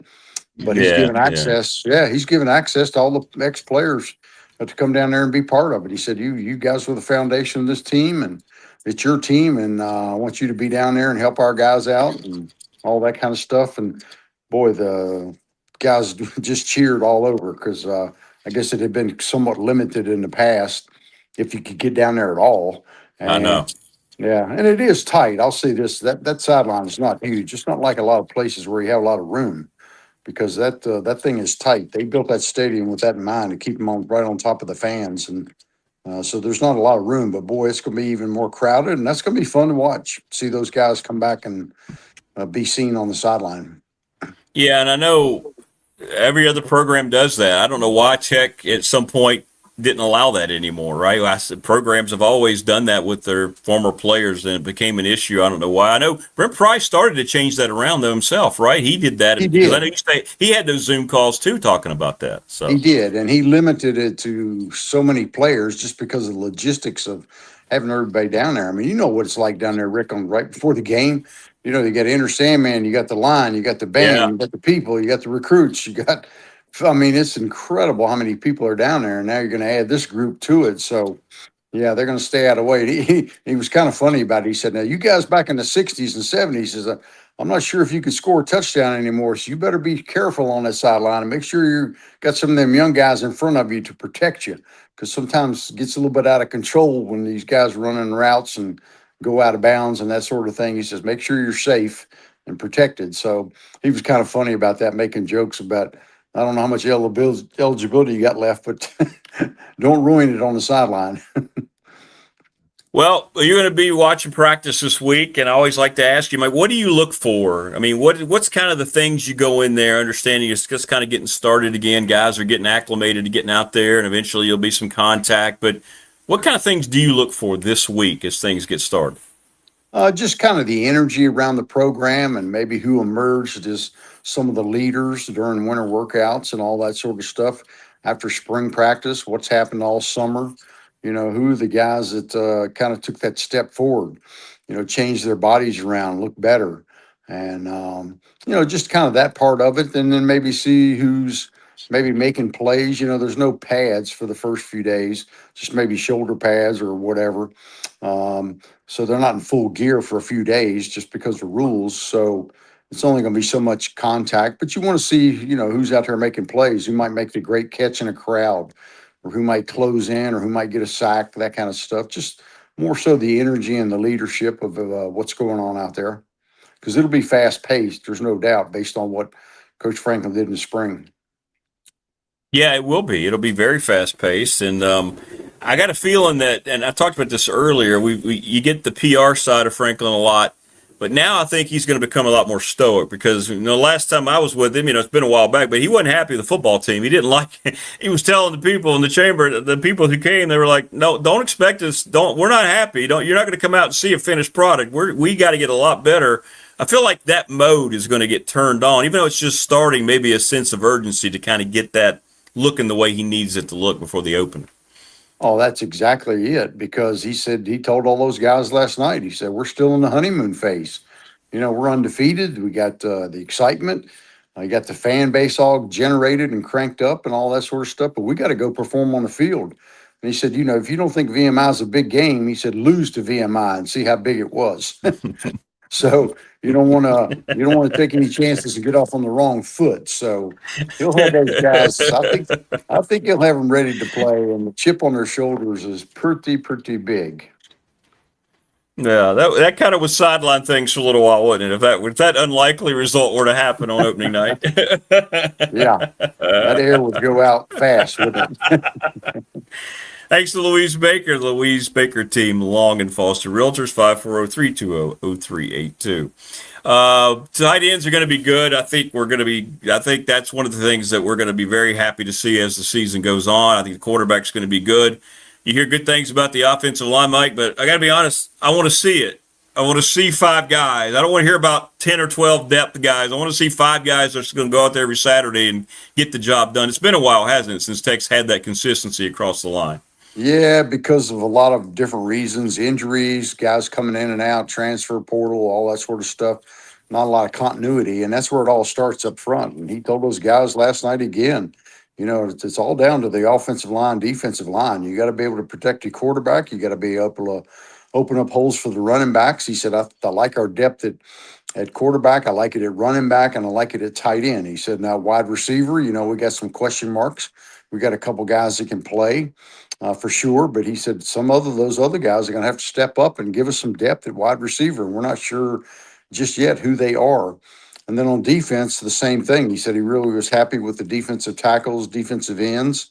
He said, but we need some more depth in the secondary. And so it's going to be a big fall here for some of those guys that missed spring practice and can get out there now and compete and show what they're all about, because all those guys came in highly touted, but some of them were having surgeries from where they were previously.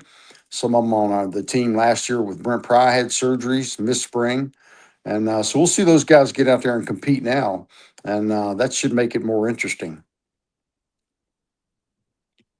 Yeah, I think the competition level is going to be exciting for guys, right? Guys are going to want to be challenged and understand that every day you got to go out and make sure you have that same level, right? Because if you don't, coaches are going to notice. I think that's something that needs to come back in the program, and it feels like that's going to be pushed a whole lot here as we start camp coming up. Yeah, there's no doubt. He's touched on that a bunch through all these Hokie Club things we've been on. You know, the competition is going to be so much better because we have more better players, more depth, and these guys all want to play. You know, they don't want to sit and be the backup, and they're getting paid.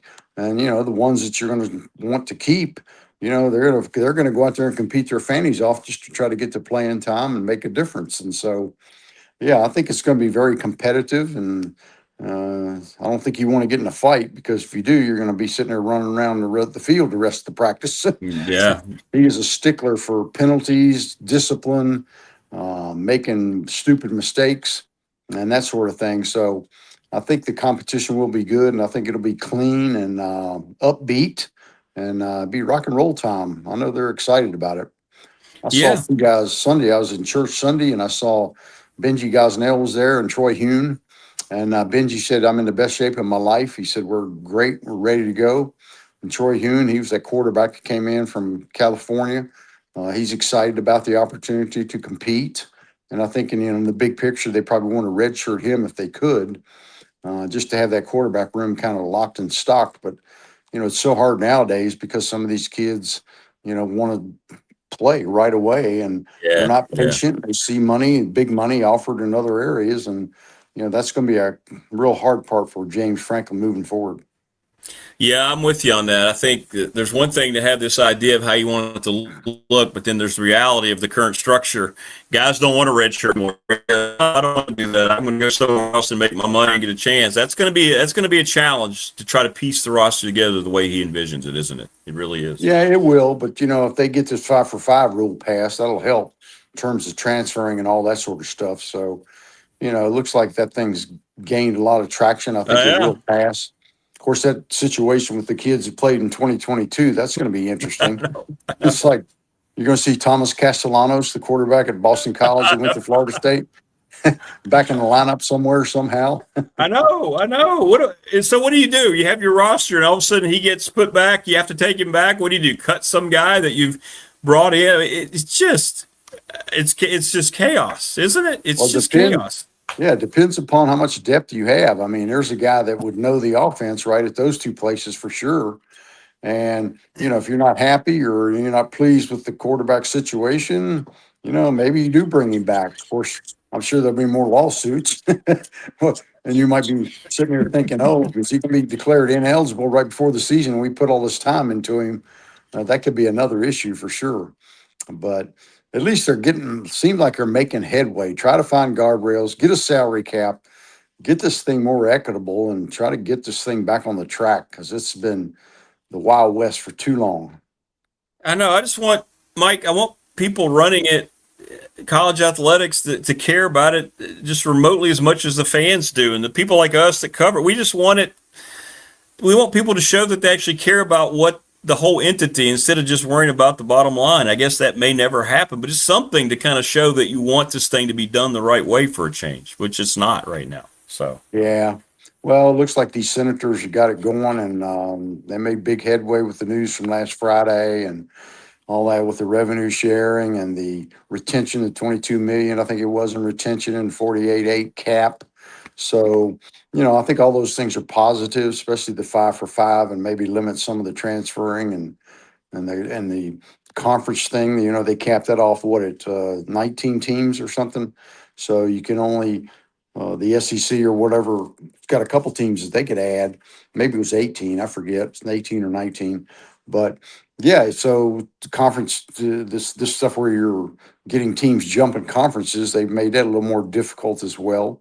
So yeah, it should be fun. I like the direction it's going. Just hope they can get it passed and get it cleared and get this thing. It's too good of a product, Rick. I mean, when you think about college football and the viewership, and the product is great, and just like the NFL, and you got to get that thing where it's got a little more kind of a level playing field, if so to speak.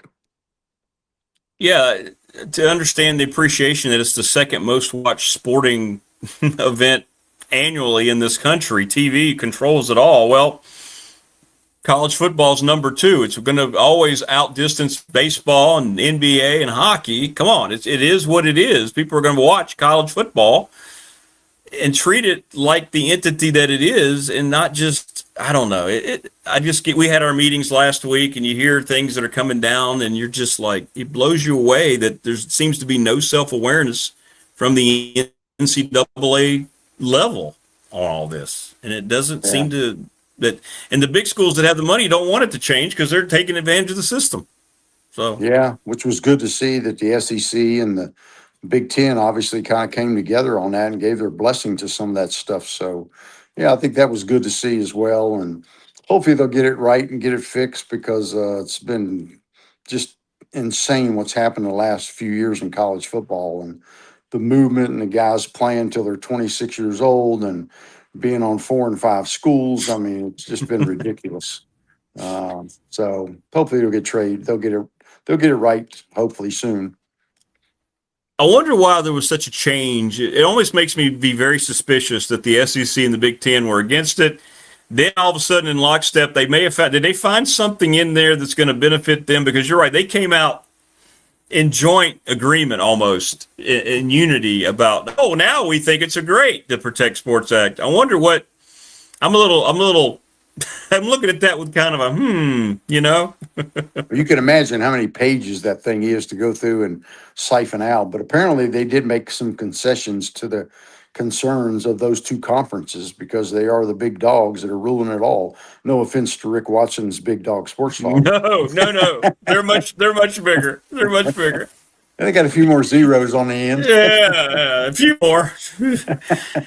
So, yeah, but I think they did make some concessions to get them happy enough to make it so that they understand that we don't want to screw this product up. Let's get this thing back right and help the fans a little bit. They're getting priced out of the business too when you think about ticket prices going through the roof, and it's concessions and all that sort of stuff. Yeah, it needs to get fixed. Yeah, that's a great point. Tickets are up everywhere. I saw an article the other day all across the country, man. Season tickets are just being at levels that no one ever thought they were going to be. And this is one way to try to offset all these constant revenue sharing player costs, right? It's just what it is. That's where it is. So. Oh, you can remember. I mean, I was over there yesterday. I was doing this little video for the VPI-VMI rivalry, what I remembered and stuff. And I was at the Corps Cadets building, and they had some programs over there, and the programs that they had for the game were 25 cents. And tickets to the game were like $5 back in the day when I was playing. I mean, can you imagine that? And now, yeah, good luck. You know, you got to pay a seat license fee and all those sorts of things just because of the way so much has changed. But yeah, back in the day when that game was at Victory Stadium for so many years, it was kind of crazy stuff. So. But before we get off too, Rick, I want to say how much, Coach Lindenberg over there retiring. How about that? That was kind of a news to me that that guy's done a fantastic job with that. That's not an easy job, as you know. You know much more about it than me. But boy, no football and the challenges that he's had and had to meet through the years. So I thought he just did a remarkable job. Comes from an unbelievable family. So I just want to wish him all the best. I know he's got a little more time left, but God, what a great guy and what a tremendous job he did. Yeah, it's tough to navigate through our level. It is, and the reality is that everybody at our level, most schools, there's some that have an innate advantages elsewhere, but it's not easy. It's not easy. So we try to make the best of it, and we have great kids, great coaches too. So it all has to come together for the cause. Yeah, no doubt about it. And we want to thank Louise Baker, as always. Louise Baker, Team Long and Foster. She's getting giddy about the season. I know that. So I bet she is. Everybody else is too. I was in Emporia Sunday, and those people down there were all jacked up. I'm heading to Lunenburg tonight. They got a golf outing. Hopefully the rain will stay away, and we'll have a nice function up there tonight. So yeah, it's a little crazy time of the year on the run, but that's the way it is. Everybody's getting jacked up and ready. And People that's what already I'm trying to planning their tailgates. I know, and that's what I'm trying to focus on, Mike. I'm trying to focus on that. I get so tired, I get so bogged down with all the problems. It's constant. So I'm trying to just focus on the games. We got practice starting. We got Hall of Fame game coming up this weekend. You got the Hall of Fame ceremony in NFL. We're going to have preseason games. Let's start trying to focus on the game. That's going to be my goal going forward a little bit more. Yeah, it's going to be here before you know it. The long wait is just about over, and I think it's going to be fun to watch and exciting. And I know that Lane Stadium, that first game on night, is going to be really, really jacked up. There's no doubt. Coming through that tunnel for those new players and Coach Franklin, it's going to be wild. It will be. It will be. The game probably won't be wild, but hey, at least they'll get off to a good start. Well, that's what you want. You want to build that momentum. Get that game, get Old Dominion, pay them back from last year, and that was a tough one there. They kind of presented the end of the Brent Pry area, so they got a big chip playing there. And then obviously get the Maryland game, the last non-conference, and you get in conference play the next week up at Boston College. So, yeah, you'd love to get off to a great start, get a little momentum, and get that belief that, hey, we can win. We're good. We can beat anybody, because that last part of that schedule is going to be tough, no question about it. And, it's so uneven when you look at it. It's just like – it is. UVA doesn't play – they don't go out west. They don't play Miami. They don't play Louisville. It's – the thing, when you got that many teams, it's just hard to be even keeled about it. It is. It's just so crazy how they come up. I still don't understand the tiebreaker system, but I'll let you explain that later. I don't either. I even asked Teal last week, and Teal went, I don't know. Hey, if it's Teal time and he doesn't know, look out. Well, they didn't really explain anything, to be honest with you. Yeah, 100%. Oh gosh. So you're traveling tonight. What time are you heading out? About 2:00. Okay. It's a little over a 3-hour drive, and so should be good. Unfortunately, I had a little issue the other night coming back from Emporia. You're out in the middle of nowhere, Rick. Oh, I know. Yeah. You go to like Lynchburg or Blackstone and take a right, and then you're on these 2-lane roads with soybeans, and all you see is soybeans, tobacco, and 2-lane roads with potholes. And so I'm driving back, and it's almost dusk. And then all of a sudden, out of the just blindside me, this deer comes out of the side of the road, hits the side of my car. Oh no! Oh yeah, ran into the side of the car. Like, what is that thing looking at? Do you not see a car moving? Like, how do you figure you can't cross the road? Did it knock you off the road? Were you able to keep going? No, it didn't knock me off the road. We were only going about 40 miles an hour or something, but it was just a 2-lane road, and you couldn't react. I'm just glad he wasn't in front of the car that I ran over it, or took my wheel out, or made it so I couldn't drive. Yeah. So just left a nice dent in the side of my car, which I didn't. Of course. Yeah, those critters, I'm telling you.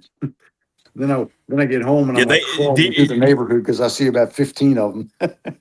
I know. Yeah, deer hit us. We don't hit deer. Deer hit us. That's a fact. That's a fact. Crazy. Well, I'm glad you're okay. And no more tobacco field driving. Oh yeah.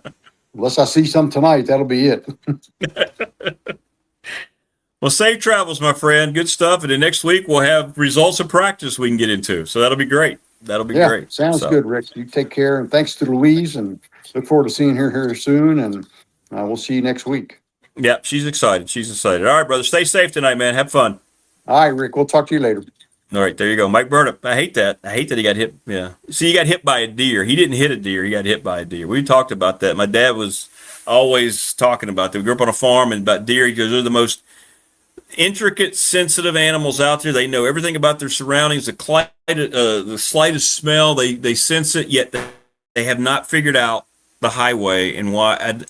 It makes no sense. Make it make sense. It makes no sense. You can snap a twig walking in the woods, and all of a sudden you'll see 5 deer run that you never saw because they recognize it. Yet here they are. Oh, look, Here's a highway. We smell humans and diesel and gas, but we're just going to walk across the road. Great question, Low Country. Who would oversee compliance of the cap? I think the salary cap thing is just, you can throw that out there. They do it a lot. No one's going to, I'm very pessimistic, Low Country, that anyone would regulate the cap. I'm with you. Don't see it happening. Do not see that happening in any way, shape, or form. Yeah. So tomorrow we got Keon. We've got Marty Smith, Coach Ragsdale, and I'm going to see maybe Damien can go last hour tomorrow. We'll see. We'll figure it out. Jimbo Fisher. Yeah, put me on that cap. I'll do it in a heartbeat. You don't have to pay me anything. Well, you got to pay me a little bit of something. I mean, again, I've been paid about what? I've been paid $18 million for the last 4 years. I ain't coached a lick. I ain't coached once. It's okay. It's all right. We don't do that down here at Texas A&M. That's not how we roll. We don't go around. We don't go around buy players down here.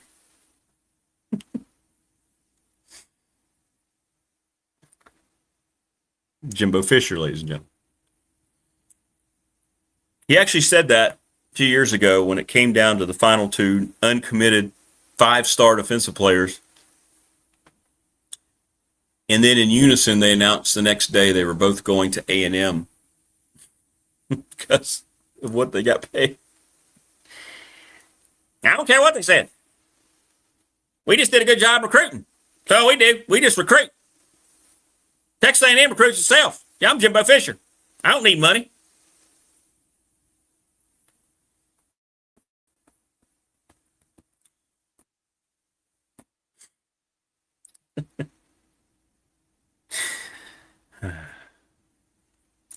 He's a guy that I don't see he or Brian Kelly,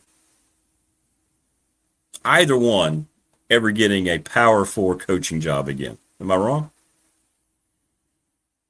There are just certain guys that once they're let go and they get out that you don't ever look at seriously any longer, like Justin Fuente.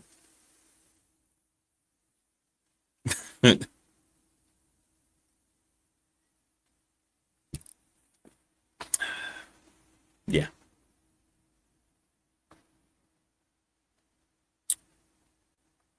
Yeah, I don't think that's going to happen. He tried hard the last cycle while those jobs open. He was going around saying that he would coach at a minimum because he's got all that money. Nobody. I mean, did anybody look at Jimbo Fisher and go, yeah, we should bring him in here? Right? He handled all the pressure in A&M terrifically. Let's get him into our organization now. Like Brian Kelly. You're at Notre Dame, then you embarrass yourself, your legacy at LSU, whatever you had going for you. Remember the fake accent? And you started blaming players. I guess the money creates an ego drive that just is beyond comprehension. It's the only thing I can think of.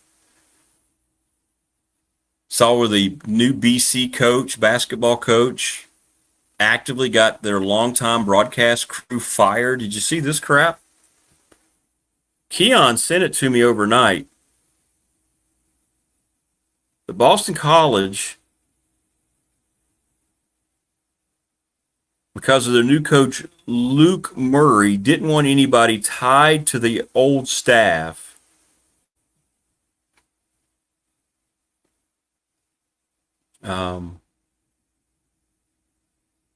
Got Kevin Collins and Josh Marr, who'd been there for 9 years. Collins had been there 13 seasons through 3 coaches and 5 athletic directors.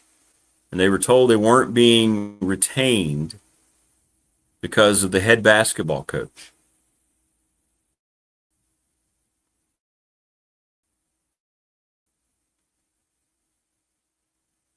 Murray never wanted to reach out to them.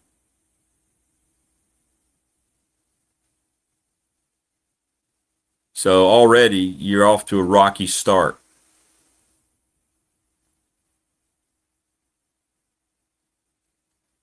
Listen to this. You already hate BC basketball. Murray said that he didn't want anybody in the travel party who's been part of what was described as the program's losing mentality. How are the broadcasters part of a losing mentality? Despite neither broadcaster having any relationship with the coaching staff other than calling games.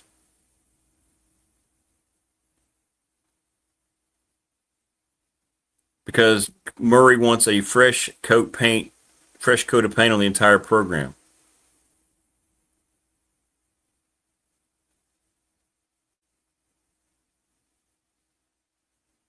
He wants everybody out, doesn't matter the position. Kind of like what we see what Franklin's doing in Blacksburg. Got to be careful with those type of things.